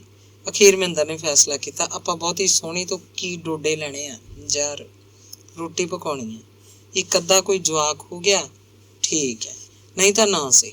ਆਪਾਂ 24-25 ਸਾਲਾਂ ਵਾਲੀਆਂ 'ਚੋਂ ਇੱਕ ਲੈ ਜਾਂਦੇ ਹਾਂ। ਨਾਲੇ ਮੁੱਲ ਠੀਕ ਹੈ, 25,000 ਕੀ ਹੈ? ਕੁਛ ਘੱਟ ਕਰਦੇ ਪਾਰੋ ਦੇ ਵੀ ਇਹ। ਉਹਨਾਂ ਨੇ ਚਾਹ ਪੀ ਕੇ ਪਾਰੋ ਨੂੰ ਹਾਕ ਮਾਰੀ ਤੇ ਫਿਰ ਕਿਹਾ, ਉਹ 24-25 ਸਾਲ ਦੀਆਂ ਦੋਵੇਂ ਕੁੜੀਆਂ ਨੂੰ ਇੱਥੇ ਬੁਲਾ ਲਵੇ। ਉਹਨਾਂ ਨੂੰ ਉਹ ਦੋਵੇਂ ਇੱਕੋ ਜਿਹੀਆਂ ਲੱਗੀਆਂ। ਕੱਦ ਖਾਸੇ ਉੱਚੇ ਸੀ, ਚਿਹਰੇ ਭਰਵੇਂ ਭਰਵੇਂ। ਦੋਵੇਂ ਮੁਸਕਰਾ ਰਹੀਆਂ ਸਨ, ਪਰ ਅੱਖਾਂ 'ਚ ਕਿਧਰੇ ਡੂੰਘੀ ਉਦਾਸੀ ਸੀ। ਉਹ ਦੋਵੇਂ ਬੰਦਿਆਂ ਨੂੰ ਸਵਾਰ ਦੇਖ ਰਹੀਆਂ ਸਨ। ਪਾਰੋ ਬੋਲੀ, ਤੁਹਾਨੂੰ ਦੋਹਾਂ ਨੂੰ ਚਾਹੀਦੀਆਂ ਨੇ? ਹਾਕਮ ਹੱਸ ਪਿਆ, ਕਹਿੰਦਾ, ਨਾ, ਮੈਂ ਤਾਂ ਊਂ ਨਾਲ ਆਇਆ, ਇਹਨੂੰ ਲੋੜ ਹੈ। ਮਹਿੰਦਰ ਦੀ ਉਮਰ ਉਸ ਵੇਲੇ 40 ਤੋਂ ਉੱਤੇ ਨਹੀਂ ਹੋਏਗੀ। ਪਾਰੋ ਨੇ ਬੁੱਝ ਲਿਆ। ਕਹਿੰਦੀ, ਬਸ ਤੈਨੂੰ ਠੀਕ ਹੈ, ਦੱਸ ਕਿਹੜੀ ਲਿਜਾਣੀ ਹੈ? ਤੇਰੀ ਉਮਰ ਕੋਈ ਬਹੁਤੀ ਨਹੀਂ ਲੱਗਦੀ। ਫਿਰ ਹੱਸਣ ਲੱਗੀ, ਇੱਥੇ 60 ਦੇ ਤੁਰੇ ਫਿਰਦੇ ਆ। ਦੋਵਾਂ ਕੁੜੀਆਂ ਨੇ ਅੱਖਾਂ ਮੀਟ ਲਈਆਂ। ਉਹਨਾਂ ਦੇ ਭਵਿੱਖ ਦਾ ਫੈਸਲਾ ਹੋ ਰਿਹਾ ਸੀ। ਮਹਿੰਦਰ ਨੇ ਉਸ ਕੁੜੀ ਦੇ ਹੱਥ ਨੂੰ ਹੱਥ ਲਾਤਾ ਜਿਹਦੀ ਬਾਂਹ ਵਿੱਚ ਚਾਂਦੀ ਦਾ ਪਤਲਾ ਜਿਹਾ ਕੜਾ ਪਾਇਆ ਹੋਇਆ ਸੀ। ਦੂਜੀ ਕੁੜੀ ਦੀ ਬਾਂਹ 'ਚ ਪਲਾਸਟਿਕ ਦੀਆਂ 2 ਚੂੜੀਆਂ ਸਨ। ਕੁੜੀਆਂ ਨੇ ਅੱਖਾਂ ਖੋਲੀਆਂ ਤਾਂ ਪਲਾਸਟਿਕ ਦੀਆਂ ਚੂੜੀਆਂ ਵਾਲੀ ਕੁੜੀ ਨੂੰ ਪਾਰੋ ਨੇ ਉੱਧਰ ਕਮਰੇ 'ਚ ਜਾਣ ਲਈ ਅੱਖਾਂ ਦਾ ਇਸ਼ਾਰਾ ਕੀਤਾ। ਪਾਰੋ ਨੇ ਚਾਂਦੀ ਦੇ ਕੜੇ ਵਾਲੀ ਕੁੜੀ ਨੂੰ ਪਿਆਰ ਨਾਲ ਆਪਣੇ ਕੋਲ ਬਿਠਾ ਲਿਆ ਤੇ ਉਹਨੂੰ ਦੱਸਿਆ, ਇਹਦਾ ਨਾਂ ਨੂਰੀ ਹੈ, ਨੂੜੀ ਵੀ ਆਖ ਦਿੰਦੇ ਆ। ਦੋਵੇਂ ਜਣੇ ਲਗਾਤਾਰ ਨੂਰੀ ਵੱਲ ਦੇਖੀ ਜਾ ਰਹੇ ਸਨ। ਹਾਕਮ ਨੇ ਪੁੱਛਿਆ, ਇਹਨੂੰ ਭਾਈ ਕੋਈ ਬਿਮਾਰੀ ਠਮਾਰੀ ਤਾਂ ਨਹੀਂ? ਕਾਹਦੀ ਬਿਮਾਰੀ? ਆ ਜਿਹੜੀ ਬਿਮਾਰੀ ਚੱਲੀ ਹੈ, ਬੁੜੀਆਂ ਨੂੰ ਵੀ ਹੋ ਜਾਂਦੀ ਹੈ, ਬੰਦਿਆਂ ਨੂੰ ਵੀ, ਜਿਹਦੇ ਨਾਲ ਬੰਦਾ ਮਰ ਜਾਂਦਾ ਹੈ, ਲਾਗ ਦੀ ਬਿਮਾਰੀ, ਏਡ? ਹਾਂ, ਇਹੀ। ਹਾਕਮ ਮੁਸਕਰਾ ਰਿਹਾ ਸੀ। ਨਾ, ਜਮਾ ਨਹੀਂ। ਇਸ ਰਾਹ 'ਚ ਪਈ ਨਹੀਂ, ਇਹ ਕੰਜ ਹੈ। ਇਹਦਾ ਚਿਹਰਾ ਨਹੀਂ ਦਿਸਦਾ? ਉਸ ਬਿਮਾਰੀ ਵਾਲੀ ਦਾ ਤਾਂ ਮੂੰਹ ਹੀ ਹੋਰ ਹੁੰਦਾ ਹੈ। ਮੈਂ ਬੁੱਝ ਲਈ ਤੇਰੀ ਗੱਲ। ਪਾਰੋ ਹਿੱਕ ਥਾਪੜ ਰਹੀ ਸੀ। ਫਿਰ ਉਹਨੇ ਕਾਹਲ ਕੀਤੀ, ਛੇਤੀ ਮੁਕਾਓ, ਪੈਸੇ ਲੈ ਕੇ ਆਏ ਹੋ ਤਾਂ ਫੜਾਓ ਰੇ ਤੇ ਲੈ ਜਾਓ ਇਹਨੂੰ। ਕੋਈ ਛੋਟ? ਹਾਕਮ ਨੇ ਬੁੱਲ੍ਹ ਹਿਲਾਏ। ਨਾ, ਪੱਕਾ ਰੇਟ ਹੈ, 1 ਪੈਸਾ ਘੱਟ ਨਹੀਂ ਹੋ ਸਕਦਾ। ਉਹ ਇੱਕ ਦੂਜੇ ਦੇ ਮੂੰਹ ਵੱਲ ਝਾਕਣ ਲੱਗੇ। ਮਹਿੰਦਰ ਕਹਿੰਦਾ, ਚੱਲ ਠੀਕ ਹੈ ਹਾਕਮਾ, ਸਾਰੇ ਨਹੀਂ ਲੈ ਕੇ ਆਏ। ਹਾਕਮ ਨੇ ਕਿਹਾ, ਜਿੰਨੇ ਲੈ ਕੇ ਆਏ ਹੋ ਦੇ ਦਿਓ, ਤੁਹਾਡੀ ਇਹ ਪੱਕੀ ਹੋ ਚੁੱਕੀ। ਬਾਕੀ ਕੱਲ ਨੂੰ ਦੇ ਜਾਓ, ਪਰਸੋਂ ਨੂੰ ਆ ਜਾਓ, ਚੌਥੇ ਨੂੰ ਆ ਜਾਓ, ਪਰ ਬਹੁਤੇ ਦਿਨ ਨਹੀਂ ਪਾਉਣੇ। 10 ਦਿਨਾਂ ਤੋਂ ਵੱਧ ਨਹੀਂ ਮੈਂ ਉਡੀਕਣਾ, ਫਿਰ ਹੋਰ ਪਾਸੇ ਤੁਰ ਜਾਣਾ ਇਹਨੇ। ਮਹਿੰਦਰ ਨੇ ਉਤਲੀ ਜੇਬ ਦਾ ਬਕਸੂਆ ਖੋਲ੍ਹਿਆ। 5,000 ਦੇ 50 ਦੇ ਨੋਟ ਸੀ। ਬੈਂਕ ਦੀਆਂ ਮੋਹਰਾਂ ਲੱਗੀਆਂ ਹੋਈਆਂ। ਪਾਰੋ ਨੇ ਗੱਠੀ ਉਹਦੇ ਹੱਥੋਂ ਇੰਝ ਫੜ ਲਈ ਜਿਵੇਂ ਖੋਈ ਹੋਵੇ। ਉਸੇ ਵੇਲੇ ਪਾਰੋ ਦੇ ਕੋਠੇ ਵਿੱਚੋਂ ਬਾਹਰ ਹੋ ਗਏ। ਮਹਿੰਦਰ ਦੇ ਦਿਮਾਗ 'ਚ ਨੂਰੀ ਦਾ ਸਾਰਾ ਵਜੂਦ ਭਰਿਆ ਹੋਇਆ ਸੀ। ਉਹ ਕਾਹਲ ਨਾਲ ਪਿੰਡ ਪਹੁੰਚੇ। ਪਿੰਡ ਪਹੁੰਚ ਕੇ ਚਾਹ ਨਾਲ ਦੁਪਹਿਰ ਦੀਆਂ ਬਚੀਆਂ ਹੋਈਆਂ 2 ਰੋਟੀਆਂ ਅੰਦਰ ਸੁੱਟ ਲਈਆਂ। ਮੁਖਤਿਆਰੋ ਮਹਿੰਦਰ ਦੇ ਮੂੰਹ ਵੱਲ ਝਾਕ ਰਹੀ ਸੀ। ਹਾਕਮ ਨੇ ਦੱਸਿਆ, ਗੱਲ ਬਣ ਗਈ ਭਾਈ ਕੁੜੀਏ, ਸੁੱਖ ਰਹੀ ਤਾਂ ਕੱਲ ਦੁਪਹਿਰ ਨੂੰ ਧੰਨ ਹੋ ਜੂ। ਮੁਖਤਿਆਰੋ ਕਪਾਹ ਦੀ ਫੁੱਟੀ ਵਾਂਗ ਖਿੜ ਉੱਠੀ। ਆਖ ਰਹੀ ਸੀ, ਚੰਗਾ ਭਾਈ, ਸ਼ੁਕਰ ਹੈ, ਮੇਰੇ ਭਾਈਆਂ ਦੀ ਰੋਟੀ ਪੱਕਦੀ ਹੋ ਜੂ। ਹਾਕਮ ਤਾਂ ਆਪਣੇ ਘਰ ਨੂੰ ਚਲਿਆ ਗਿਆ। ਮਹਿੰਦਰ ਨੂੰ ਟੇਕ ਕਿੱਥੇ? ਉਹ ਆਥਣ ਨੂੰ ਆਲਾ ਸਿੰਘ ਵਾਲੇ ਗਿਆ। ਆਖਰੀ ਬੱਸ ਮੋੜ ਆਇਆ। ਉਹਨੇ ਦੁਰਗਾ ਮੱਲ ਨੂੰ ਜਾ ਕੇ ਦੱਸਿਆ ਸੀ ਕਿ ਸੌਦਾ ਹੋ ਗਿਆ। ਉਹ ਤੇ ਹਾਕਮ ਚਾਨਣ ਦਾ ਘੁਮਾਣੀ ਗਏ ਸੀ, ਪੱਕੀ ਕਰ ਆਏ। 20,000 ਹੋਰ ਚਾਹੀਦਾ, ਪਰ ਦੁਰਗਾ ਮੱਲ ਨੇ ਕੱਲ ਦੀ ਤਰੀਕ ਪਾ ਦਿੱਤੀ। ਕਹਿੰਦਾ, ਇਸ ਵਕਤ ਤਾਂ ਹੈ ਨਹੀਂ ਸੇਫ 'ਚ 1 ਪੈਸਾ ਵੀ, ਕੱਲ ਆ ਜੀ, ਬੈਂਕਾਂ 10 ਵਜੇ ਖੁੱਲਦੀਆਂ ਨੇ। ਜੇ ਸੇਠਾ ਹੁਣੇ ਕਰ ਦਿੰਦਾ, ਅਸੀਂ ਤੜਕੇ ਨੂੰ ਜਾ ਕੇ ਦੁਪਹਿਰ ਤੱਕ ਤੀਵੀਂ ਪਿੰਡ ਲਿਆ ਮਾਰਦੇ। ਮਹਿੰਦਰ ਮਿੰਨਤ ਕਰ ਰਿਹਾ ਸੀ, ਲੈ ਹੈ ਕਮਲਾ, ਤੇਰਾ ਪੈਸਾ ਹੈ, ਕੋਈ ਨਵਾਂ ਤਾਂ ਨਹੀਂ ਦੇਣਾ, ਬੈਂਕਾਂ 'ਚ ਰੱਖਦੇ ਆ, ਇੱਥੇ ਤਾਂ ਬਸ ਲੋੜ ਨੂੰ ਲਿਆਉਂਦੇ ਆ। ਅਗਲੇ ਦਿਨ ਮਹਿੰਦਰ 10 ਵਜੇ ਫੇਰ ਗਿਆ। ਮੁਨੀਮ ਬੈਂਕ ਨੂੰ ਗਿਆ ਹੋਇਆ ਸੀ। ਮਹਿੰਦਰ ਗੱਦੀ ਉੱਤੇ ਬੈਠਾ ਰਿਹਾ। ਦੁਰਗਾ ਮਾਲ ਉਹਨੂੰ ਬਾਰ-ਬਾਰ ਤੀਵੀਂ ਬਾਰੇ ਪੁੱਛ ਰਿਹਾ ਸੀ, ਜਿਵੇਂ ਉਹਨੂੰ ਮਹਿੰਦਰ ਨਾਲੋਂ ਵੀ ਵੱਧ ਚਾਅ ਹੋਵੇ। ਉਹ 2 ਵਾਰ ਚਾਹ ਪੀ ਚੁੱਕੇ ਸੀ। ਮੁਨੀਮ 12-1 ਵਜੇ ਪੈਸੇ ਲੈ ਕੇ ਆਇਆ। ਦੁਰਗਾ ਮੱਲ ਨੇ ਉਹਨੂੰ 20 ਦੀ ਥਾਂ 25,000 ਦਿੱਤਾ। 10-10 ਦੀਆਂ 2 ਗੁੱਟੀਆਂ ਤੇ 1 ਗੁੱਟੀ 5,000 ਦੀ। ਕਹਿੰਦਾ 5 ਤੂੰ ਪਰਸੋਂ ਲੈ ਗਿਆ ਸੀ, 30 ਹੋ ਗਿਆ। 30 ਲਿਖ ਲਿਆ ਤੇਰਾ, ਬਾਕੀ ਉਰੇ ਜਿੰਨੇ ਵੀ ਨੇ ਅਮਾਨਤ ਹੈ ਮੇਰੇ ਕੋਲ, ਜਦੋਂ ਮਰਜ਼ੀ ਲੈ ਜੀ। ਹੁਣ ਹੋਰ ਲਿਜਾਣੇ ਨੇ, ਹੋਰ ਲੈ ਜਾ। ਉਹ ਕਹਿੰਦਾ ਨਹੀਂ, 5 ਵਾਧੂ ਲੈ ਲਿਆ, ਇਹ ਬਹੁਤ ਹੈ। ਉਹ ਪਿਛਲੇ ਪੈਰ ਪਿੰਡ ਪਹੁੰਚਿਆ। ਉਹਨਾਂ ਦੀ ਬੱਸ ਤਾਂ ਪਤਾ ਨਹੀਂ ਕੀ ਖਰਾਬ ਹੋ ਗਿਆ। ਰਾਹ 'ਚ ਅੱਧਾ ਪੌਣਾ ਘੰਟਾ ਖੜੀ ਰਹੀ ਸੀ। ਜਾਣ ਸਾਰ ਪਹਿਲਾਂ ਉਹ ਹਾਕਮ ਕੋਲ ਗਿਆ। ਆਖ ਰਿਹਾ ਸੀ ਹੁਣੇ ਚੱਲੀਏ। ਹਾਕਮ ਸਿਆਣਾ ਸੀ, ਕਹਿਣ ਲੱਗਿਆ ਕਾਹਲ ਨਾ ਕਰ ਭਾਈ, ਆਪਾਂ ਬਿਆਨਾ ਦੇ ਆਏ, ਉਹ ਆਪਣੀ ਚੀਜ਼ ਹੋ ਚੁੱਕੀ, ਆਥਣ ਦਾ ਵੇਲਾ ਹੈ, ਆਉਂਦਿਆਂ ਨੂੰ ਹਨੇਰਾ ਹੋ ਜੂ। ਕਿੱਥੇ ਪਿਆ ਬੂਹਾ ਬਲਾਡਾ, ਸੌਰ ਹੋ ਜਾਂਦੀ ਹੈ, ਤੜਕੇ ਸਦਿਆਂ ਚੱਲਾਂਗੇ। ਪੈ ਪਾਟਦੀ ਨਾਲ ਠੰਡੇ ਠੰਡੇ ਮੁੜ ਆਵਾਂਗੇ ਆਪਦੀ ਚੀਜ਼ ਲੈ ਕੇ। ਪਿੰਡ 'ਚ 4-5 ਟੈਕਸੀ ਕਾਰਾਂ ਸਨ। ਮਹਿੰਦਰ ਉਸੇ ਵੇਲੇ ਸੁਰਜਨ ਫੌਜੀ ਨੂੰ ਕਹਿ ਆਇਆ। ਉਹਦੇ ਕੋਲ ਅੰਬੈਸਡਰ ਸੀ। ਡਰਾਈਵਰ ਤੋਂ ਬਿਨਾਂ 4-5 ਬੰਦੇ ਖੁੱਲ੍ਹੇ ਬਹਿ ਜਾਂਦੇ। ਮਾਰੂਤੀ ਵਾਲੀ ਗੱਲ ਨਹੀਂ ਸੀ। ਅਗਲੇ ਦਿਨ ਉਹ ਹਨੇਰੇ ਤੁਰ ਪਏ। ਬੁਢਲਾਡੇ ਜਾ ਕੇ ਉਹਨਾਂ ਨੂੰ ਪਹੁ ਫੁੱਟੀ। ਬੂਹੇ ਤੋਂ ਅੱਗੇ ਤਾਂ ਨੇੜੇ ਹੀ ਸੀ ਕਮਾਨ। ਸੂਰਜ ਨਿਕਲ ਆਇਆ ਸੀ ਜਦੋਂ ਪਾਰੋ ਦੇ ਕੋਠੇ 'ਚ ਜਾ ਖੜੇ। ਪਾਰੋ ਉਹਨਾਂ ਨੂੰ ਦੇਖ ਕੇ ਖੁਸ਼ ਹੋਈ। ਝਾਟੀ ਚਾਹ ਬਣਾ ਲਿਆਈ। ਸੁਰਜਨ ਗੱਡੀ 'ਚ ਕੱਸੀ ਦੀ ਪਟੜੀ ਉੱਤੇ ਬੈਠਾ ਰਿਹਾ। ਹਾਕਮ ਨੇ 10-10 ਹਜ਼ਾਰ ਦੀਆਂ 2 ਗੁੱਟੀਆਂ ਪਾਰੋ ਨੂੰ ਮਲਕ ਦੇ ਕੇ ਫੜਾਤੀਆਂ। ਉਹ ਬਾਗੋ ਬਾਗ ਸੀ। ਨੂਰੀ ਨੇ ਚਾਹ ਬਣਾਈ ਸੀ। ਘਰ 'ਚ ਉਹੀ ਗਠਿੱਲੋ ਜੀ ਛੋਟੀ ਕੁੜੀ ਸੀ, ਹੋਰ ਪਤਾ ਨਹੀਂ ਕਿੱਥੇ ਸਨ। ਪਾਰੋ ਨੇ ਦੱਸਿਆ ਕਿ 20-20 ਹਜ਼ਾਰ ਵਾਲੀਆਂ ਦੋਵੇਂ ਕੁੜੀਆਂ ਨੂੰ ਅੱਜ ਪਹੁ ਫਟਦੀ ਨਾਲ ਹੀ ਬੰਦੇ ਲੈ ਗਏ ਆ। ਤੁਹਾਡੇ ਨਾਲ ਹੀ ਕਾਰ ਲੈ ਕੇ ਆਏ ਸਨ। ਵੱਡੀ 15,000 ਵਾਲੀ ਵੀ ਕੱਲ ਚਲੀ ਗਈ ਦੁਪਹਿਰੇ। 30,000 ਵਾਲੀ ਕੱਲ ਰਾਤ ਨੂੰ ਗਈ ਹੈ। ਨੂਰੀ ਹੁਣ ਚਲੀ ਜਾਏਗੀ। ਬਸ ਉਹ ਇੱਕ ਰਹਿ ਗਈ 35 ਵਾਲੀ। ਪਾਰੋ ਬੇਹੱਦ ਖੁਸ਼ ਸੀ ਕਿ ਉਹਦਾ ਲਗਭਗ ਸਾਰਾ ਮਾਲ ਵਿਕ ਗਿਆ। ਆਖ ਰਹੀ ਸੀ ਵੱਧ ਘੱਟ ਕਰਕੇ ਇਹਨੂੰ ਵੀ ਕੋਈ ਲੈ ਜਾਏਗਾ। ਵੱਧ ਘੱਟ? ਹਾਕਮ ਹੈਰਾਨ ਹੋਇਆ। ਕਹਿੰਦਾ ਸਾਨੂੰ ਨਾ ਕੀਤਾ ਵੱਧ ਘੱਟ? ਨਹੀਂ, ਤੁਹਾਡੇ ਕੋਲੋਂ ਠੀਕ ਠੀਕ ਹੀ ਲਿਆ, ਕੋਈ ਵੱਧ ਨਹੀਂ ਲਿਆ। ਇਹਦਾ 35 ਮੈਨੂੰ ਆਪ ਨੂੰ ਹੀ ਕੁਝ ਜ਼ਿਆਦਾ ਲੱਗਦਾ। ਲੋਕ ਪੈਸਾ ਦੇਖਦੇ ਆ, ਲੜਕੀ ਨਹੀਂ ਦੇਖਦੇ। ਇਹਦਾ ਕਿੰਨਾ ਘੱਟ ਕਰ ਦੇਂਗੀ? ਹਾਕਮ ਨੇ ਜਿਵੇਂ ਗਾਹਕ ਤਿਆਰ ਕਰਨਾ ਹੋਵੇ। ਚੱਲ ਹੁਣ ਇਹਦਾ ਵੀ 30 ਕਰ ਦੂੰਗੀ। ਪਾਰੋ ਵਪਾਰੀਆਂ ਵਾਂਗ ਗੱਲ ਕਰ ਰਹੀ ਸੀ। ਕੱਸੀ ਦੀ ਪਟੜੀ ਤੱਕ ਪਾਰੋ ਨੂਰੀ ਨੂੰ ਛੱਡਣ ਆਈ। ਪਿਆਰ ਨਾਲ ਉਹਦਾ ਮੱਥਾ ਚੁੰਮਿਆ, ਉਹਦੇ ਹੱਥ ਘੁੱਟੇ, ਕਿਹਾ ਖੁਸ਼ ਰਹਿਣਾ ਬਈ, ਮਿਲਤੇ ਰਹਿਣਾ ਕभी ਕਭਾਰ। ਨੂਰੀ ਦੀਆਂ ਅੱਖਾਂ 'ਚੋਂ ਉਦਾਸ ਪ੍ਰਸੰਨਤਾ ਚਮਕ ਰਹੀ ਸੀ। ਮਹਿੰਦਰ ਉਸ ਦਿਨ ਬਣ ਠਣ ਕੇ ਪਿੰਡੋਂ ਆਇਆ ਸੀ। ਉਹ ਨੂਰੀ ਨਾਲ ਪਿਛਲੀ ਸੀਟ ਉੱਤੇ ਚੌੜਾ ਹੋਇਆ ਬੈਠਾ ਸੀ। ਕੱਸੀ ਦਾ ਪੁਲ ਟੱਪੇ ਹੀ ਸਨ ਕਿ ਹਾਕਮ ਪਿੱਛੇ ਮੁੜ ਕੇ ਝਾਕਿਆ। ਬੋਲਿਆ ਓਏ ਮਹਿੰਦਰਾ, ਉਹੀ ਹੈ ਕਿ ਹੋਰੀ ਤੋਰਤੀ ਕੋਈ?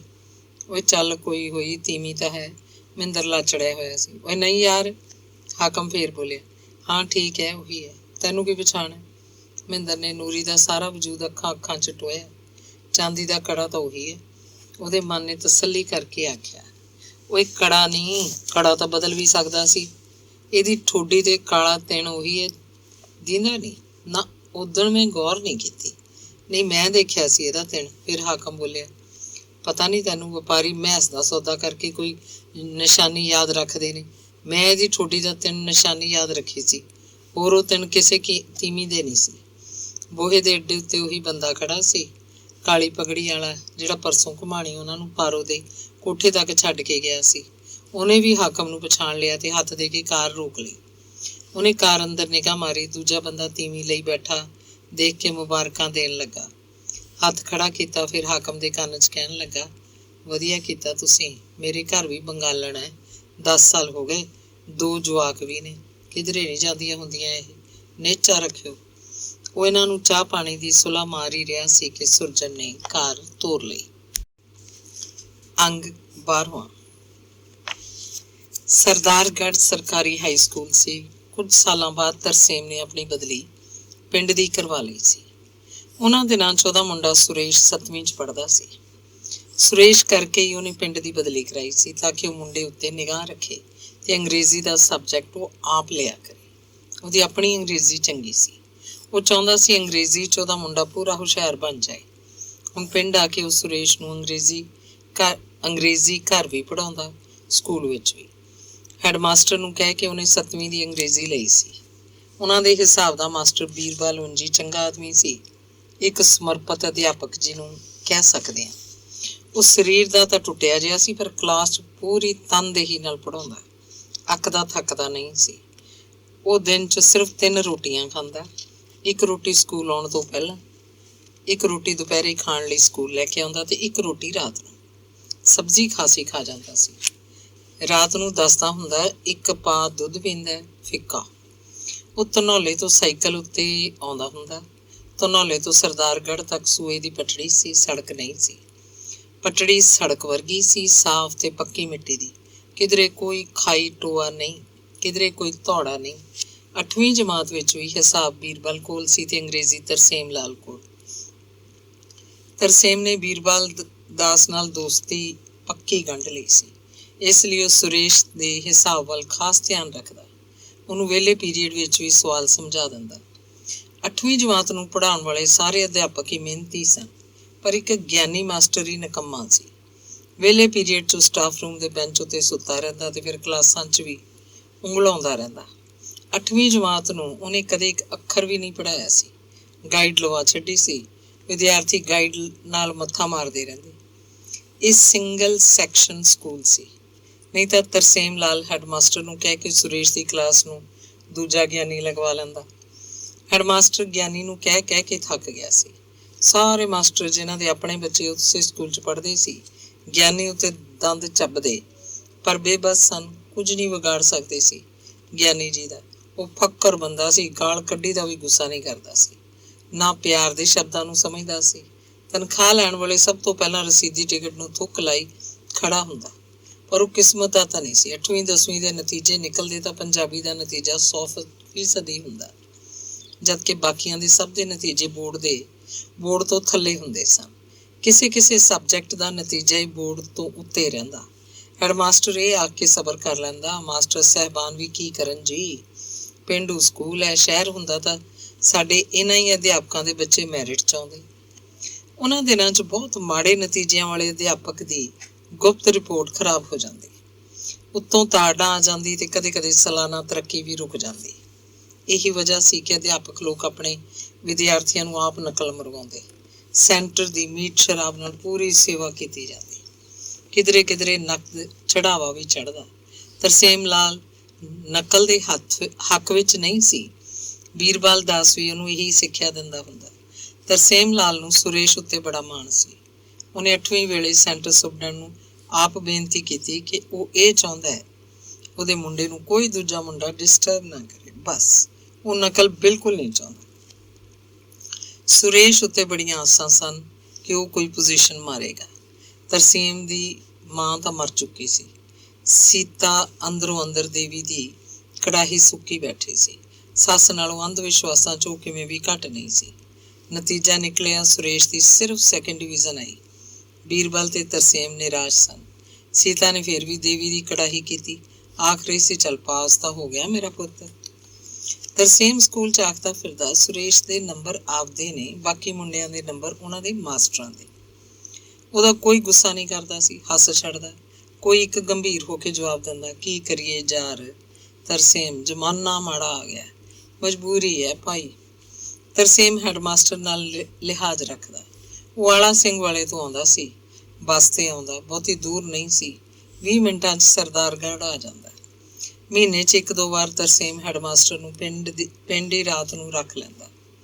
ਸਕੂਲ 'ਚ ਹੀ ਮੁਰਗਾ ਬਣਦਾ, ਘਰ ਦੀ ਕੱਢੀ ਦਾਰੂ ਪੀਤੀ ਜਾਂਦੀ। 2-4 ਮਾਸਟਰ ਹੋਰ ਵੀ ਸ਼ਾਮਲ ਹੋ ਜਾਂਦੇ। ਉਹ ਖਾ ਪੀ ਕੇ ਆਪਣੇ ਪਿੰਡਾਂ ਨੂੰ ਚਲੇ ਜਾਂਦੇ। ਆਮ ਤੌਰ ਤੇ ਇਹ ਉਹ ਮਾਸਟਰ ਹੁੰਦੇ ਜਿਨ੍ਹਾਂ ਕੋਲ ਸੁਰੇਸ਼ ਦਾ ਪੀਰੀਅਡ ਹੁੰਦਾ। ਬੀਰਬਲ ਦਾਸ ਨਾ ਕੁਝ ਖਾਂਦਾ ਸੀ ਨਾ ਪੀਂਦਾ ਸੀ। ਉਹਦੀ ਵੱਡੀ ਤੋਂ ਵੱਡੀ ਮਾਰ ਦੁੱਧ ਦਾ ਅੱਧਾ ਗਲਾਸ ਹੁੰਦੀ, ਜਿਹੜਾ ਕਿ ਉਹ ਸਕੂਲ ਸਮੇਂ ਵਿੱਚ ਹੀ ਪੀ ਲੈਂਦਾ। ਤਰਸੇਮ ਦੇ ਘਰੋਂ ਕਦੇ ਵੀ ਦੁੱਧ ਮੰਗਵਾ ਸਕਦਾ ਸੀ, ਸੁਰੇਸ਼ ਆਪ ਹੀ ਲਿਆ ਦਿੰਦਾ।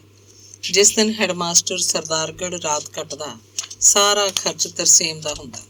ਉਹ ਜਿਹੇ ਖਰਚਾਂ ਨੂੰ ਗੌਲਦਾ ਨਹੀਂ ਸੀ। 9ਵੀਂ ਜਮਾਤ 'ਚ ਅੰਗਰੇਜ਼ੀ ਤਰਸੇਮ ਨਹੀਂ ਰੱਖੀ ਤੇ ਹਿਸਾਬ ਬੀਰਬਲ ਦਾਸ ਨੇ।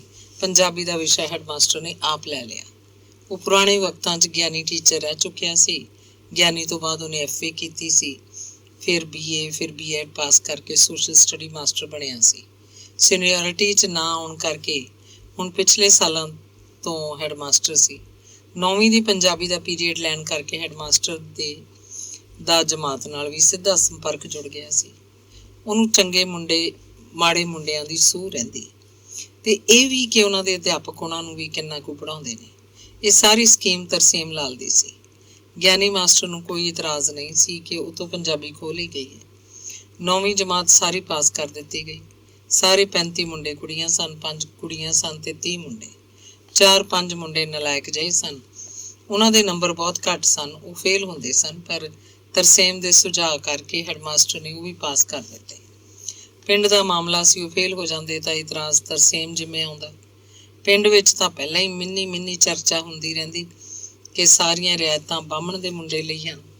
ਹੈਡਮਾਸਟਰ ਨੂੰ ਆਪਣੀ ਮੁੱਠੀ 'ਚ ਕੀਤਾ ਹੋਇਆ। ਸਕੂਲ 'ਚ ਨਿੱਤ ਸ਼ਰਾਬਾਂ ਉੱਡਦੀਆਂ ਹਨ। 10ਵੀਂ ਵਿੱਚ ਵੀ ਪੜ੍ਹਾਉਣ ਲਈ ਉਹੀ ਮਾਸਟਰ ਸਨ।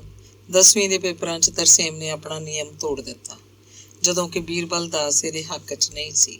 ਬੀਰਬਲ ਦਾਸ ਆਖਦਾ ਸੀ, ਮੁੰਡੇ ਨੂੰ ਆਪ ਨੰਬਰ ਲੈਣ ਦਿਓ, ਨਕਲ ਮਰਾਉਣ ਨਾਲ ਉਹ ਫਸਟ ਡਿਵੀਜ਼ਨ ਤਾਂ ਲੈ ਜਾਊ, ਪਰ ਗਾਹਾਂ ਨਹੀਂ ਚੱਲਣਾ।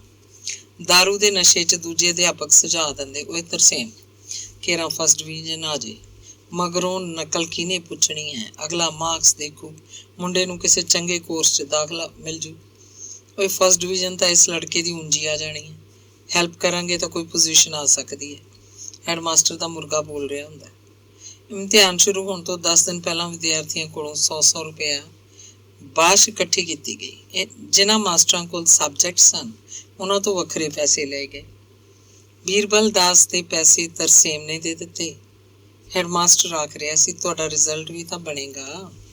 ਸਕੂਲ 'ਚ ਹੀ ਮਹਿਫਿਲ ਜੁੜਦੀ। ਸੁਪਰਡੈਂਟ ਉਹਨਾਂ ਦਿਨਾਂ 'ਚ ਅਕਬਰ ਬਾਦਸ਼ਾਹ ਬਣਿਆ ਹੋਇਆ ਸੀ। ਉਹਨਾਂ ਦਾ ਸਾਰਾ ਸੁਪਰਵਾਈਜ਼ਰੀ ਸਟਾਫ ਡੱਕ ਕੇ ਦਾਰੂ ਪੀਂਦਾ ਤੇ ਰੱਜ ਕੇ ਮੀਟ ਖਾਂਦਾ। ਆਲੇ ਦੁਆਲੇ ਦੇ ਪਿੰਡਾਂ ਦੇ ਮਾਸਟਰ ਸਨ, ਉਹ ਜਾਂ ਫਿਰ ਆਲਾ ਸਿੰਘ ਵਾਲੇ ਤੋਂ ਆਉਂਦੇ ਹੁੰਦੇ। ਰੋਟੀਆਂ 2-3 ਘਰਾਂ ਤੋਂ ਪੱਕ ਕੇ ਆ ਜਾਂਦੀਆਂ ਸਨ। ਰਾਤ ਨੂੰ ਉੱਥੇ ਕੋਈ ਨਹੀਂ ਠਹਿਰਦਾ ਸੀ। ਜਿਨ੍ਹਾਂ ਦੇ ਮੁੰਡੇ ਕੁੜੀਆਂ ਇਮਤਿਹਾਨ ਦਿੰਦੇ ਸਨ, ਉਹਨਾਂ 'ਚੋਂ ਹਰ ਰੋਜ਼ ਹੀ 2-4 ਬੰਦੇ ਬੋਤਲਾਂ ਦੇ ਜਾਂਦੇ। ਇਸ ਸਾਰੇ ਪ੍ਰਬੰਧ ਦਾ ਜਿੰਮਾ ਤਰਸੇਮ ਲਾਲ ਕੋਲ ਸੀ। ਉਹ ਆਪ ਵੀ ਥੋੜ੍ਹੀ ਮੋਟੀ ਸ਼ਰਾਬ ਤਾਂ ਪੀ ਲੈਂਦਾ ਸੀ, ਪਰ ਮੀਟ ਨਹੀਂ ਖਾਂਦਾ ਸੀ। ਫਿਰ ਵੀ ਪੰਡਤ ਬਾਲਕ ਰਾਮ ਦਾ ਪੁੱਤਰ ਸੀ, ਪੂਰੀ ਨਕਲ ਵੱਜੀ। ਪ੍ਰਸ਼ਨ ਪੱਤਰ ਵੰਡੇ ਜਾਣ ਤੋਂ 10 ਮਿੰਟ ਬਾਅਦ ਸੁਪਰਡੈਂਟ ਸਾਹਿਬ ਸੈਂਟਰ ਤੋਂ ਬਾਹਰ ਯੂਰੇਨਲ 'ਚ ਆਉਂਦੇ ਸਨ। 2 ਮਿੰਟ ਪਿਸ਼ਾਬ ਕਰਨ ਦੇ ਬਹਾਨੇ ਖੜੇ ਰਹਿੰਦੇ। ਉਹਨਾਂ ਦੇ ਕੋਟ ਦੀ ਬਾਹਰਲੀ ਸੱਜੀ ਜੇਬ 'ਚ ਪ੍ਰਸ਼ਨ ਪੱਤਰ ਹੁੰਦਾ, ਜਿਹੜਾ ਪਤਾ ਨਹੀਂ ਕੋਈ ਕਦੋਂ ਕੱਢ ਕੇ ਲੈ ਜਾਂਦਾ ਸੀ। ਉਹ ਅੱਧੇ ਘੰਟੇ ਜਾਂ ਪੌਣੇ ਘੰਟੇ ਬਾਅਦ ਫੇਰ ਬਾਹਰ ਆਉਂਦੇ। 2 ਮਿੰਟ ਪਿਸ਼ਾਬ ਕਰਨ ਦੇ ਬਹਾਨੇ ਖੜੇ ਰਹਿੰਦੇ। ਫਿਰ ਪਤਾ ਨਹੀਂ ਕੌਣ ਉਹਨਾਂ ਦੇ ਕੋਟ ਦੀਆਂ ਦੋਵੇਂ ਜੇਬਾਂ ਹੱਲ ਕੀਤੀਆਂ ਪਰਚੀਆਂ ਨਾਲ ਭਰ ਜਾਂਦਾ। ਉਹ ਸੈਂਟਰ ਅੰਦਰ ਕੁਰਸੀ ਉੱਤੇ ਜਾ ਬੈਠਦੇ।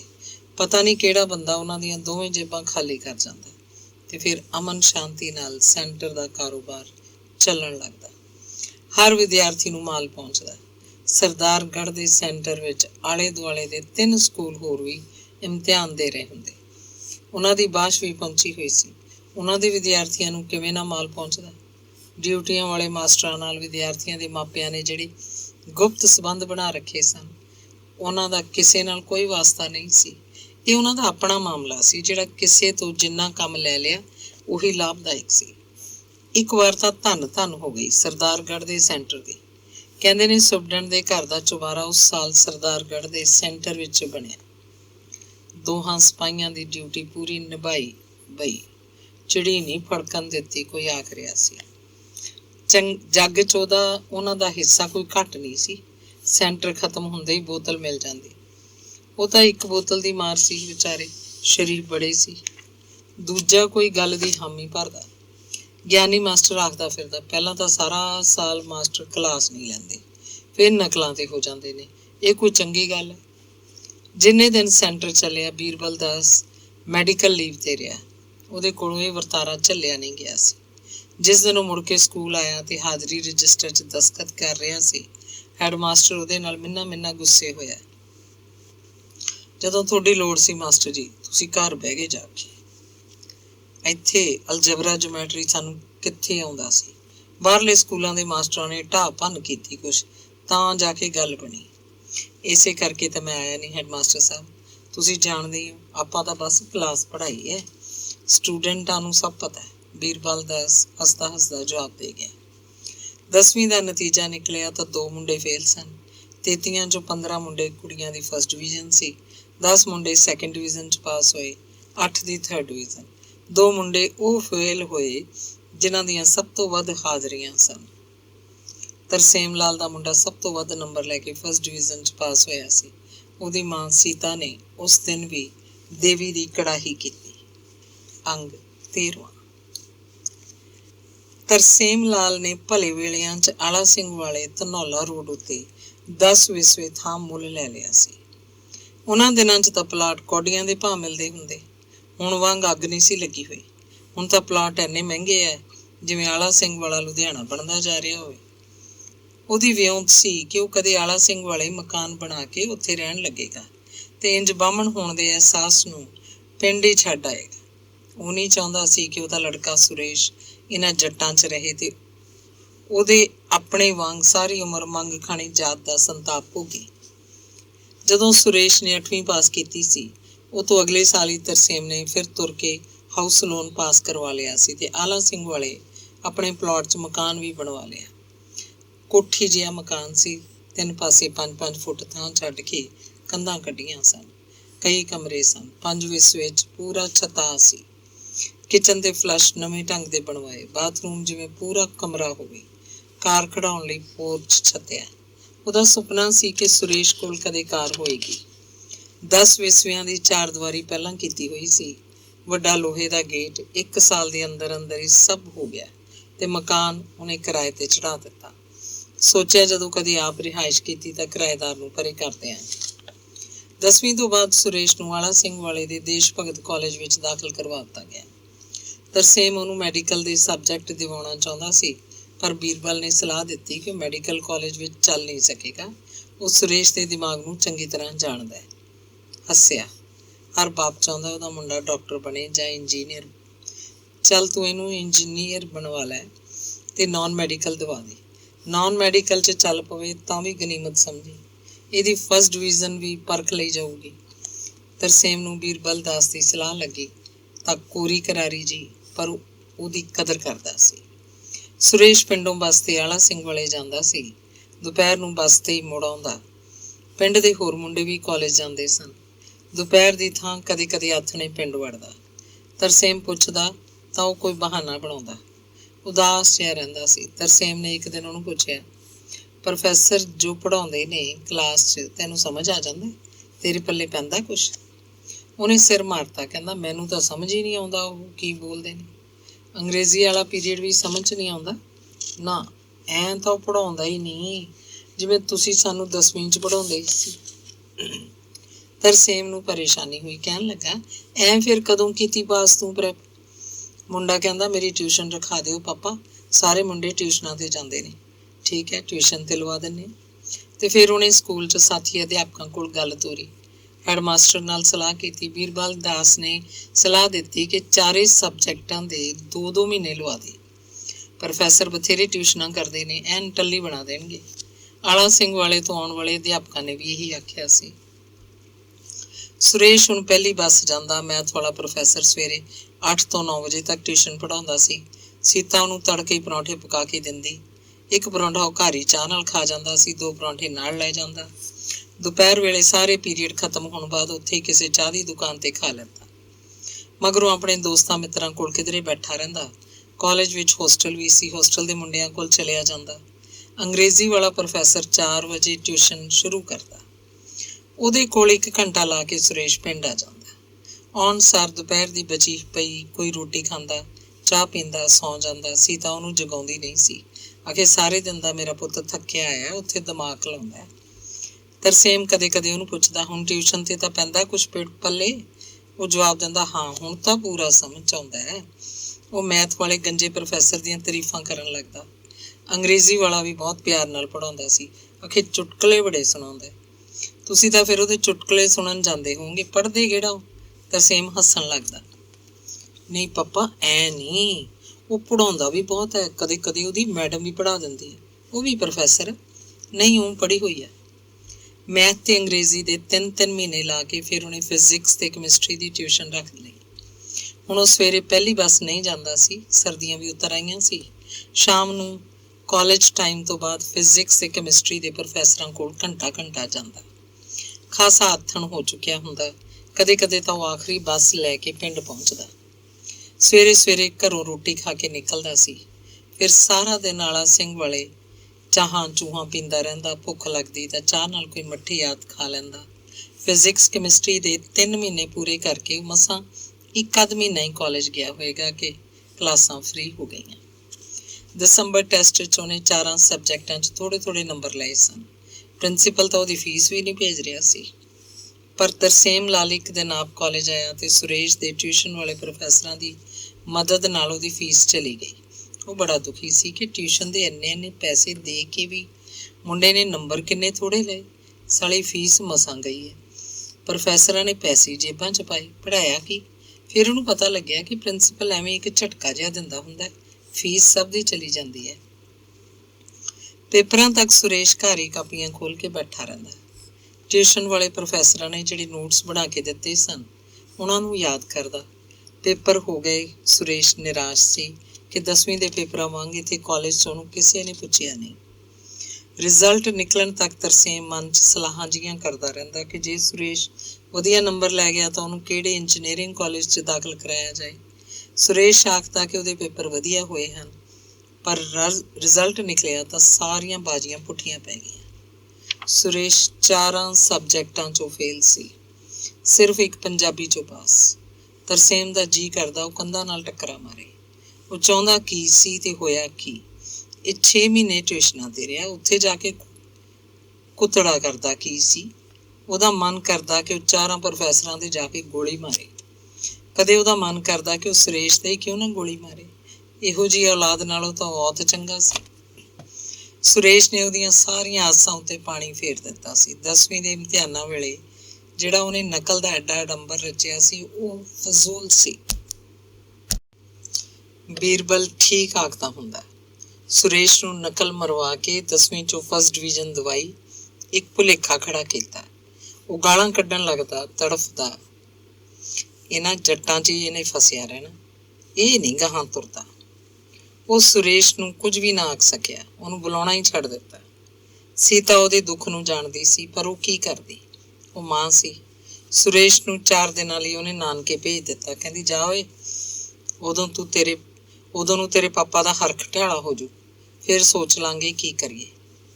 ਨਾਨਕਿਆਂ ਤੋਂ ਆ ਕੇ ਸੁਰੇਸ਼ ਨੇ ਮਾਂ ਨੂੰ ਕਿਹਾ ਕਿ ਉਹਨੂੰ ਦੁਬਾਰਾ ਕਾਲਜ 'ਚ ਦਾਖਲਾ ਦਵਾ ਦਿੱਤਾ ਜਾਏ, ਉਹ ਪੜ੍ਹਨਾ ਚਾਹੁੰਦਾ ਹੈ। ਸੀਤਾ ਨੇ ਡਰਦੇ ਤਰਸੇਮ ਕੋਲ ਆਥਣੇ ਜੇ ਗੱਲ ਛੇੜੀ, ਉਹ ਭੱਜ ਕੇ ਪਿਆ। ਜਦੋਂ ਇੱਕ ਵਾਰੀ ਫੇਲ ਹੋ ਗਿਆ, ਇਹ ਹੁਣ ਪਾਸ ਨਹੀਂ ਹੁੰਦਾ, ਚਾਹੇ 10 ਵਾਰੀ ਦਾਖਲਾ ਦਵਾ ਦਿਓ। ਇਹਨੂੰ ਕਹਿ ਕੋਈ ਹੋਰ ਕੰਮ ਕਰ ਲੈ, ਪੜ੍ਹਾਈ ਵਾਲਾ ਦਿਮਾਗ ਨਹੀਂ ਇਹਦਾ। ਨਹੀਂ ਪਾਪਾ, ਮੈਨੂੰ ਆਰਟਸ ਦਵਾ ਦਿਓ, ਉਹ ਮੈਂ ਕਰ ਲੂੰ। ਸੁਰੇਸ਼ ਹੌਸਲੇ ਨਾਲ ਬੋਲਿਆ, ਝਿਜਕਿਆ ਨਹੀਂ।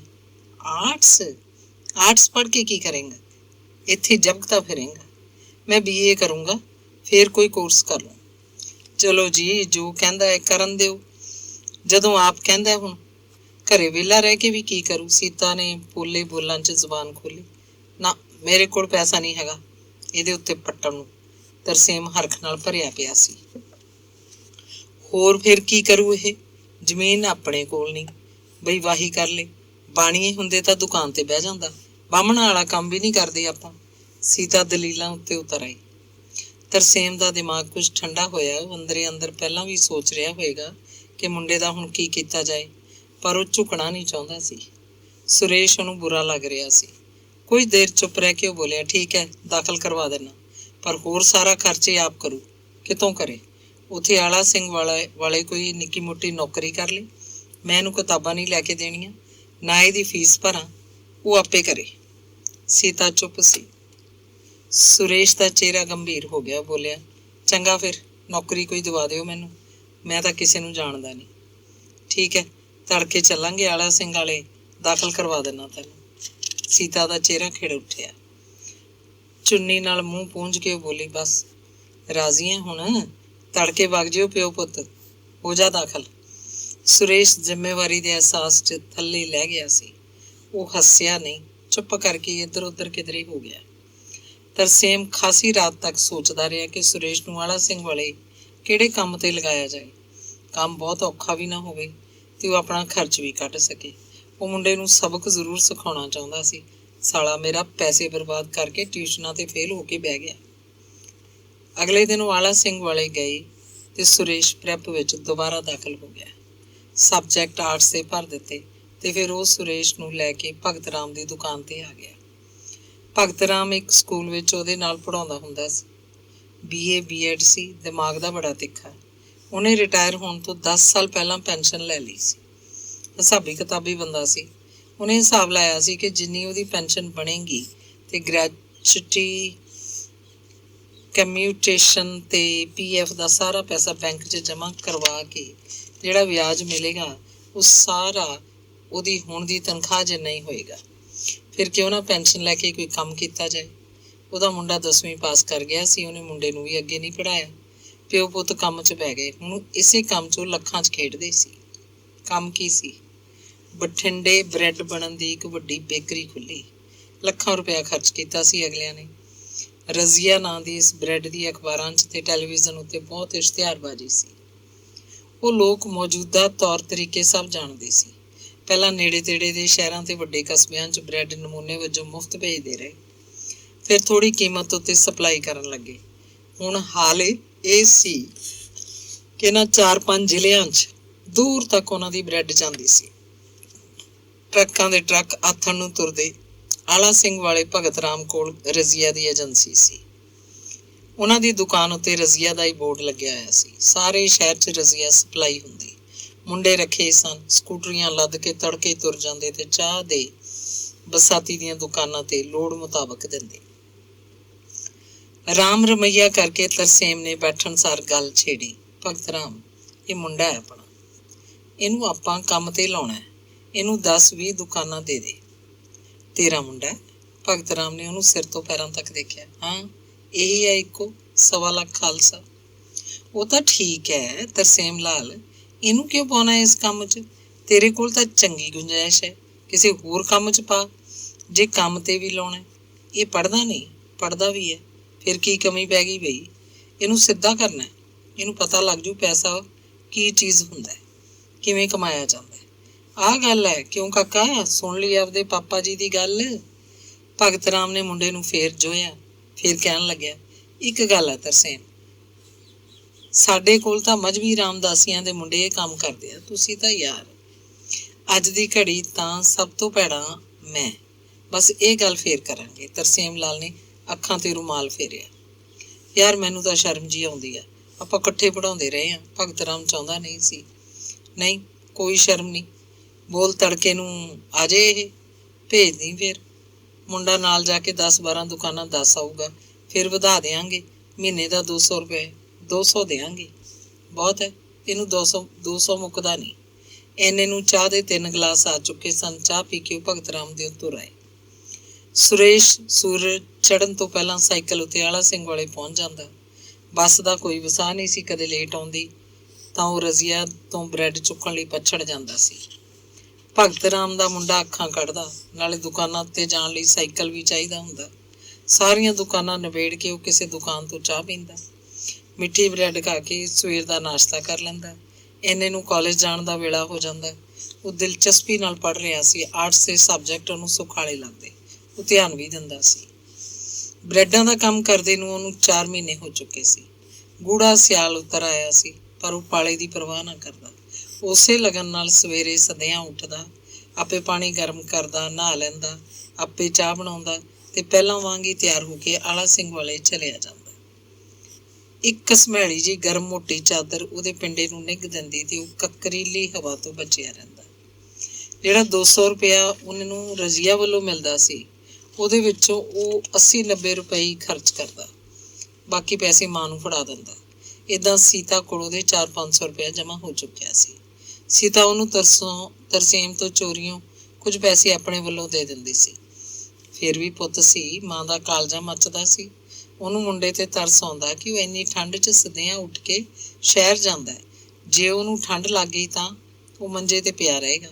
ਜਿੰਨੇ ਕਮਾਉਂਦਾ ਉਦੋਂ ਵੱਧ ਡਾਕਟਰ ਦੀਆਂ ਦਵਾਈਆਂ ਤੇ ਲੱਗ ਜਾਣਗੇ। ਕਿੰਨਾ ਔਖਾ ਹੁੰਦਾ।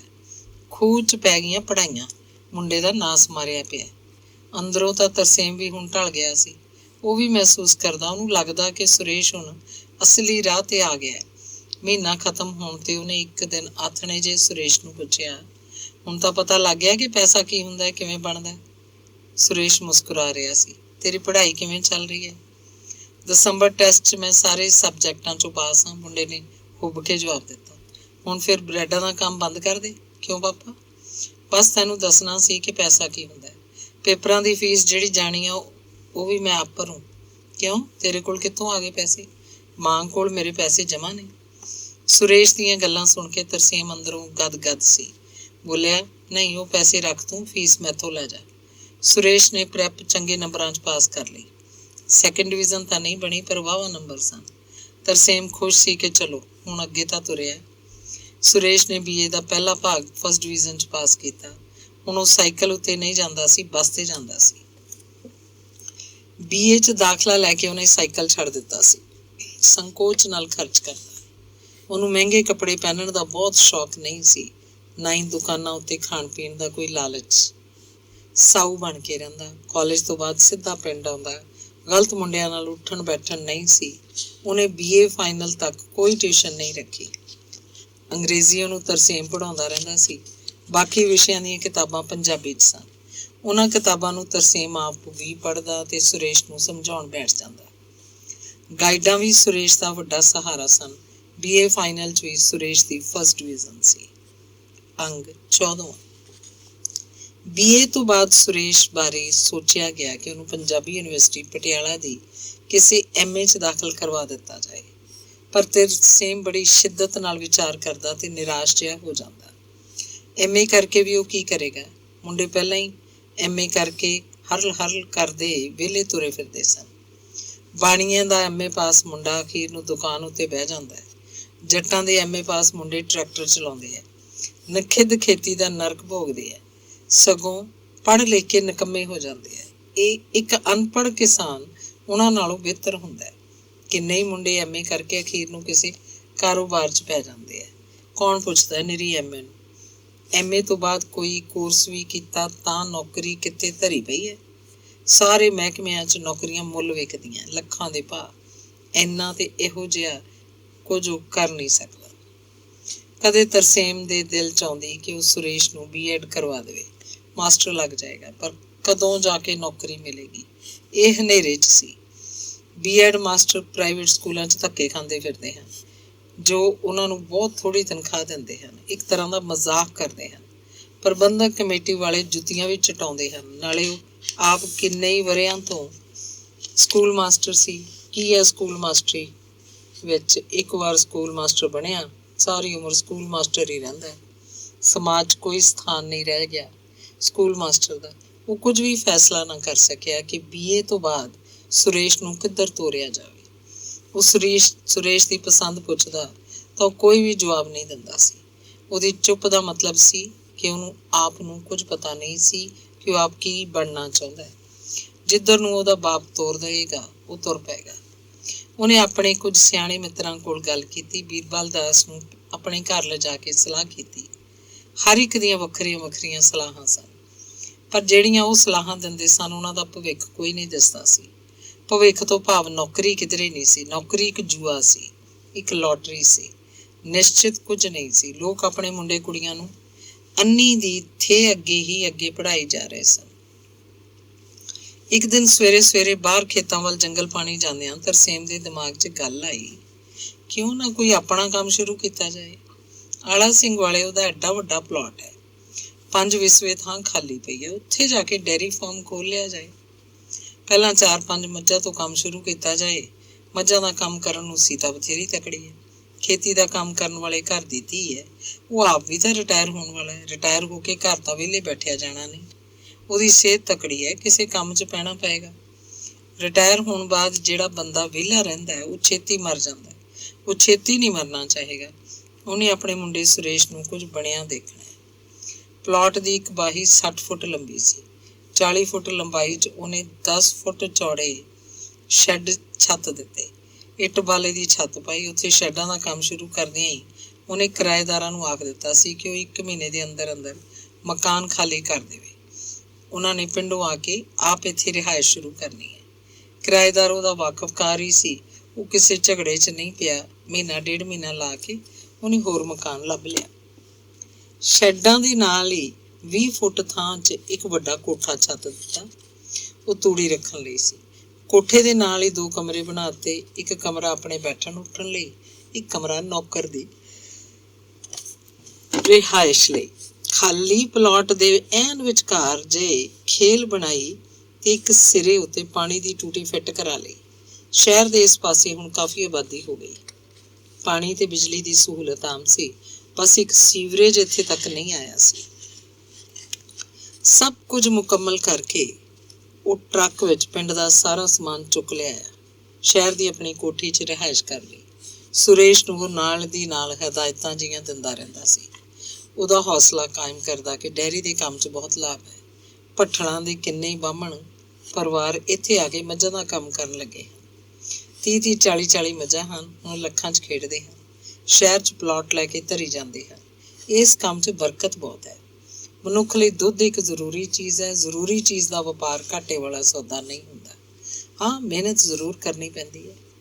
ਸਵੇਰੇ 3 ਵਜੇ ਉੱਠਦੇ ਨੇ ਮੱਝਾਂ ਵਾਲੇ, ਰਾਤ ਨੂੰ 9-10 ਵਜੇ ਸੌਂਦੇ ਨੇ। ਪੈਸਾ ਬਣਦਾ ਹੋਵੇ ਤਾਂ ਨੀਂਦ ਵੀ ਨੇੜੇ ਨਹੀਂ ਹੁੰਦੀ।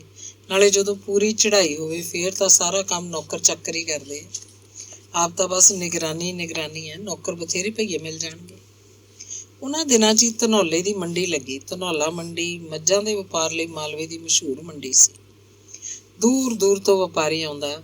ਹਥਣੀਆਂ ਵਰਗੀਆਂ ਮਈਆਂ, ਕੁੰਡੇ ਸਿੰਘ, ਥਲ ਕਰਦਾ ਕਸੂਆਂ ਪਿੰਡਾ, ਮੱਖਣੀ ਜਿਹਾ ਮੁਲਾਇਮ ਤੁਰੀਆਂ ਜਾਂਦੀਆਂ ਪਾਣੀ ਦੀਆਂ ਪੋਟਲੀਆਂ, ਖਾਨਦਾਨੀ ਰਵੇ ਦੀਆਂ ਮੱਝਾਂ, ਐਡੇ ਲੇਵੇ। ਬਾਲਟੀ 'ਚ ਧਾਰ ਕੱਢਣ ਲੱਗੇ ਤਾਂ ਜਿਵੇਂ ਬੱਦਲਾਂ ਦੀ ਮਿੰਨੀ ਗੜਗੜਾਹਟ ਸੁਣ ਕੇ ਮੋਰ ਬੋਲਦੇ। ਤਰਸੇਮ ਆਪਣੇ ਪਿੰਡ ਦੇ ਇੱਕ ਬੰਦੇ ਨੂੰ ਨਾਲ ਲਿਜਾ ਕੇ ਧਨੌਲੇ ਦੀ ਮੰਡੀ ਤੋਂ 3 ਮੱਝਾਂ ਖਰੀਦ ਲਿਆ। ਬੰਦਾ ਉਹ ਮੱਝਾਂ ਦਾ ਪਾਰਖੂ ਸੀ। ਉਹਦੇ ਆਪਣੇ ਘਰ 'ਚ 2-2 ਮੱਝਾਂ ਬੱਝੀਆਂ ਰਹਿੰਦੀਆਂ ਸੀ। ਸੁਰੇਸ਼ ਵੀ ਉਹਨਾਂ ਦੇ ਨਾਲ ਗਿਆ। ਮੱਝਾਂ ਦਾ ਲੈਣ ਦੇਣ ਦੇਖ ਕੇ ਸੁਰੇਸ਼ ਨੂੰ ਲੱਗਿਆ ਤਾਂ ਅਜੀਬ, ਪਰ ਉਹਨੂੰ ਮੱਝਾਂ 'ਚ ਦਿਲਚਸਪੀ ਪੈਦਾ ਹੋਈ। ਇਹ ਵੀ ਕਿਹਾ, ਅਦਭੁਤ ਸੰਸਾਰ ਹੈ। ਸੋਨੇ ਵਾਂਗ ਪਰਖ ਦੇਖ ਕੇ ਕਿਵੇਂ ਮੱਝਾਂ ਖਰੀਦੀਆਂ ਜਾ ਰਹੀਆਂ ਸਨ। ਉਹਨਾਂ ਦਿਨਾਂ 'ਚ ਬਿਹਾਰੀ ਭਈਏ ਪੰਜਾਬ 'ਚ ਆਮ ਹੋ ਗਏ ਸਨ। ਉਹ ਹਰ ਕਿਸਮ ਦਾ ਕੰਮ ਕਰਦੇ। ਖੇਤਾਂ ਦਾ ਕੰਮ, ਘਰਾਂ ਦਾ ਕੰਮ, ਪਿੰਡਾਂ ਦੇ ਕੰਮ, ਸ਼ਹਿਰਾਂ ਦੇ ਕੰਮ। ਆਲਾ ਸਿੰਘ ਵਾਲੇ ਵਿੱਚ ਰਿਕਸ਼ਿਆਂ ਦਾ ਸਾਰਾ ਕੰਮ ਭਈਆਂ ਕੋਲ ਸੀ। ਉੱਥੋਂ ਦੀਆਂ 2-3 ਫੈਕਟਰੀਆਂ 'ਚ ਭਈਏ ਸਨ। ਪੜ੍ਹੇ ਲਿਖੇ ਭਈਏ, ਅਨਪੜ੍ਹ ਭਈਏ। ਫੈਕਟਰੀਆਂ ਦੇ ਇਲਾਕੇ ਵਿੱਚ ਹੀ ਭਈਆਂ ਨੇ ਆਪਣੇ ਛੋਟੇ ਮਕਾਨ ਬਣਾ ਲਏ ਸਨ। ਉਹ ਆਪਣੇ ਪਰਿਵਾਰਾਂ ਨੂੰ ਵੀ ਇੱਥੇ ਲੈ ਆਏ। ਉਹਨਾਂ ਦੇ ਰਾਸ਼ਨ ਕਾਰਡ ਬਣੇ ਹੋਏ ਸਨ। ਉਹਨਾਂ ਦੀਆਂ ਵੋਟਾਂ ਬਣ ਗਈਆਂ। ਮਿਊਨਿਸਪਲ ਕੌਂਸਲ ਦੀਆਂ ਵੋਟਾਂ, ਵਿਧਾਨ ਸਭਾ ਦੀਆਂ ਵੋਟਾਂ। ਸਿਆਸੀ ਲੋਕ ਉਹਨਾਂ ਦਾ ਪੱਖ ਪੂਰਦੇ ਤੇ ਆਪਣੇ ਵੋਟ ਬੈਂਕ ਵਧਾਉਂਦੇ ਰਹਿੰਦੇ। ਜੱਦੀ ਪੁਸ਼ਤੀ ਪੰਜਾਬੀ ਲੋਕ ਹੱਸਦੇ। ਭਈਆਂ ਨੇ ਨਵੀਂ ਭਾਸ਼ਾ ਬਣਾ ਰੱਖੀ ਸੀ ਜੋ ਨਾ ਹਿੰਦੀ ਹੁੰਦੀ ਨਾ ਪੰਜਾਬੀ, ਪਰ ਇੱਧਰਲੇ ਪੰਜਾਬੀ ਲੋਕ ਉਸ ਭਾਸ਼ਾ ਨੂੰ ਬਖੂਬੀ ਸਮਝਦੇ। ਪੰਜਾਬ 'ਚ ਇੱਕ ਨਵਾਂ ਹੀ ਭਾਸ਼ਾ ਸੱਭਿਆਚਾਰ ਪੈਦਾ ਹੁੰਦਾ ਜਾ ਰਿਹਾ ਸੀ। ਤਰਸੇਮ ਨੇ ਮੱਝਾਂ ਦੇ ਕੰਮ ਦਾ ਇੱਕ ਮਾਹਰ ਭਈਆ ਨੌਕਰ ਰੱਖ ਲਿਆ। ਉਹਨੂੰ ਉੱਥੇ ਰਿਹਾਇਸ਼ ਲਈ ਕਮਰਾ ਦੇ ਦਿੱਤਾ। ਉਹ ਮੱਝਾਂ ਨੂੰ ਨਵਾਉਂਦਾ ਸੀ, ਪਾਣੀ ਪਿਆਉਂਦਾ, ਉਹਨਾਂ ਦਾ ਗੋਹਾ ਕੂੜਾ ਸਾਂਭਦਾ। ਉਹ ਸੀਤਾ ਨਾਲ ਧਾਰਾਂ ਵੀ ਕਢਵਾ ਦਿੰਦਾ ਸੀ। ਅਸਲੀ ਨਾਂ ਤਾਂ ਉਹਦਾ ਸ਼ੰਭੂ ਪ੍ਰਸ਼ਾਦ ਸੀ, ਪਰ ਉਹਦਾ ਗੁੜ ਮਟੋਲ ਜਿਹਾ ਮੂੰਹ ਹੋਣ ਕਰਕੇ ਉਹਨੂੰ ਲੱਡੂ ਆਖਦੇ ਸੀ। ਇਹ ਨਾਂ ਉਹਦੇ ਘਰਦਿਆਂ ਨੇ ਧਰਿਆ ਸੀ, ਜੋ ਇੱਥੇ ਪੰਜਾਬ ਵਿੱਚ ਵੀ ਕਿਵੇਂ ਨਾ ਕਿਵੇਂ ਪਹੁੰਚ ਗਿਆ ਸੀ। ਚੌੜ ਵਿੱਚ ਹੀ ਲੱਡੂ ਨੇ ਸੁਰੇਸ਼ ਨੂੰ ਧਾਰਾਂ ਕੱਢਣ ਲਾ ਲਿਆ। ਪਹਿਲਾਂ ਤਾਂ ਉਹਦੇ ਹੱਥਾਂ ਦੇ ਅੰਗੂਠੇ ਦੁਖਦੇ ਰਹੇ। ਪਹਿਲਾਂ ਹੁੰਦਾ ਹੀ ਹੈ, ਸੀਤਾ ਉਹਨੂੰ ਆਖਦੀ, ਪਰ ਫਿਰ ਸੁਰੇਸ਼ ਨੂੰ ਆਦਤ ਹੋ ਗਈ। ਅੰਗੂਠੇ 3-4 ਦਿਨ ਹੀ ਦੁਖੇ, ਫਿਰ ਤਾਂ ਸੁਰੇਸ਼ ਆਪ ਧਾਰ ਕੱਢਦਾ ਸਾਰੀਆਂ ਮੈਸਾਂ ਦੀ। 2 ਮੱਝਾਂ ਦੀ ਧਾਰ ਲੱਡੂ ਕੱਢ ਲੈਂਦਾ। ਘਰ ਜੋਗਾ ਰੱਖ ਕੇ ਬਾਕੀ ਸਾਰਾ ਢੋਲ ਵਾਲੇ ਨੂੰ ਪਾ ਦਿੰਦੇ। ਸਵੇਰੇ ਵੀ ਤੇ ਆਥਣੇ ਵੀ। ਢੋਲ ਵਾਲੇ ਕੋਲ ਕਾਲਾ ਮੋਟਰਸਾਈਕਲ ਸੀ, ਦੂਰੋਂ ਹੀ ਖੜਕਾਟ ਪਾਉਂਦਾ ਹੁੰਦਾ। ਇਹ ਮੁੰਡਾ ਉਹਨਾਂ ਦੇ ਪਿੰਡਾਂ ਦਾ ਹੀ ਸੀ। ਉਹ ਹੋਰ ਪਿੰਡਾਂ ਤੋਂ ਵੀ ਦੁੱਧ ਲਿਆਉਂਦਾ ਸੀ। ਤੜਕੇ ਸਦੇਹਾਂ ਦੁੱਧ ਚੁਆ ਕੇ ਦਿਨ ਚੜ੍ਹਦੇ ਨੂੰ ਆਲਾ ਸਿੰਘ ਵਾਲੇ ਹਲਵਾਈਆਂ ਦੇ ਪਾ ਆਉਂਦਾ। ਸ਼ਹਿਰ ਦੇ ਕੁਝ ਘਰਾਂ 'ਚ ਵੀ ਉਹ ਦੁੱਧ ਦਿੰਦਾ ਸੀ। ਤਰਸੇਮ ਦੀ ਡੈਰੀ ਤੋਂ ਆਲੇ ਦੁਆਲੇ ਦੇ ਘਰ ਵੀ ਦੁੱਧ ਲਿਜਾਣ ਲੱਗੇ। ਅੱਧਾ ਕਿਲੋ, 1 ਕਿਲੋ, 2 ਕਿਲੋ। ਦੁੱਧ 'ਚ ਪਾਣੀ ਘੱਟ ਪਾਉਂਦੇ, ਇਸ ਕਰਕੇ ਉਹਨਾਂ ਦੀ ਪੈਂਠ ਬਣ ਗਈ ਸੀ। ਫਿਰ ਤਾਂ ਦੂਰ ਦੂਰ ਤੋਂ ਲੋਕ ਡੋਲੂ ਫੜ ਕੇ ਆਉਣ ਲੱਗੇ। ਔਰਤਾਂ ਆਉਂਦੀਆਂ, ਬੰਦੇ ਆਉਂਦੇ, ਛੋਟੇ ਮੁੰਡੇ ਸਾਈਕਲ ਤੇ ਆਉਂਦੇ ਤੇ ਚਾਹ 'ਚ ਹੀ ਡੋਲੂ ਭਰਵਾ ਕੇ ਲੈ ਜਾਂਦੇ। ਮੱਝਾਂ ਲਈ ਖਾਣਾ ਦਾਣਾ ਤਰਸੇਮ ਆਪ ਖਰੀਦ ਕੇ ਲਿਆਉਂਦਾ। ਸੀਤਾ ਮੱਝਾਂ ਦੇ ਕੰਮਾਂ 'ਚ ਹੀ ਰੁੱਝੀ ਰਹਿੰਦੀ। ਆਂਢੀਆਂ ਗੁਆਂਢੀਆਂ ਨੂੰ ਉਹੀ ਦੁੱਧ ਮਿਣ ਕੇ ਪਾਉਂਦੀ। ਤੀਵੀਆਂ ਦੀਆਂ ਗੱਲਾਂ 'ਚ ਉਹਨੂੰ ਪਤਾ ਹੀ ਨਹੀਂ ਲੱਗਦਾ ਸੀ ਕਿ ਦਿਨ ਕਿੰਨਾ ਚੜ੍ਹਾ ਆ। ਸ਼ਾਮ 4 ਵਜੇ ਉਹ ਧਾਰਾਂ ਕੱਢ ਲੈਂਦੇ। 2 ਘੰਟੇ ਦੁੱਧ ਦਾ ਕਾਰੋਬਾਰ ਚੱਲਦਾ ਰਹਿੰਦਾ। ਕੋਲ ਬੈਠਾ ਸੁਰੇਸ਼ ਦੁੱਧ ਦਾ ਹਿਸਾਬ ਕਿਤਾਬ ਲਿਖਦਾ ਰਹਿੰਦਾ। ਮਹੀਨਾ ਮੁੱਕਣ ਤੇ ਉਹ ਗਾਹਕਾਂ ਦੀਆਂ ਚਿੱਟਾਂ ਬਣਾ ਦਿੰਦਾ। 5-4 ਦਿਨਾਂ 'ਚ ਹੀ ਸਾਰੇ ਪੈਸੇ ਉਗਰਾਏ ਜਾਂਦੇ। ਕੰਮ ਫੈਲਦਾ ਦੇਖ ਕੇ ਤਰਸੇਮ ਨੇ ਇਸ ਦੌਰਾਨ 5 ਮੱਝਾਂ ਹੋਰ ਲਿਆ ਬੰਨੀਆਂ। ਹੁਣ ਤਾਂ ਮੱਝਾਂ ਹੀ ਸਾਰੇ ਟੱਬਰ ਦਾ ਸੰਸਾਰ ਬਣ ਗਿਆ ਸੀ। ਤਰਸੇਮ, ਸੀਤਾ, ਸੁਰੇਸ਼ ਤੇ ਲੱਡੂ ਇਸੇ ਕੰਮ 'ਚ ਲੱਗੇ ਰਹਿੰਦੇ। ਉਹ ਸਵੇਰੇ 3 ਵਜੇ ਉੱਠਦੇ ਸਨ, ਰਾਤ ਨੂੰ ਸਦੇਹਾਂ 9 ਵਜੇ ਸੌਂ ਜਾਂਦੇ ਸਨ। ਧੰਨਵਾਦ।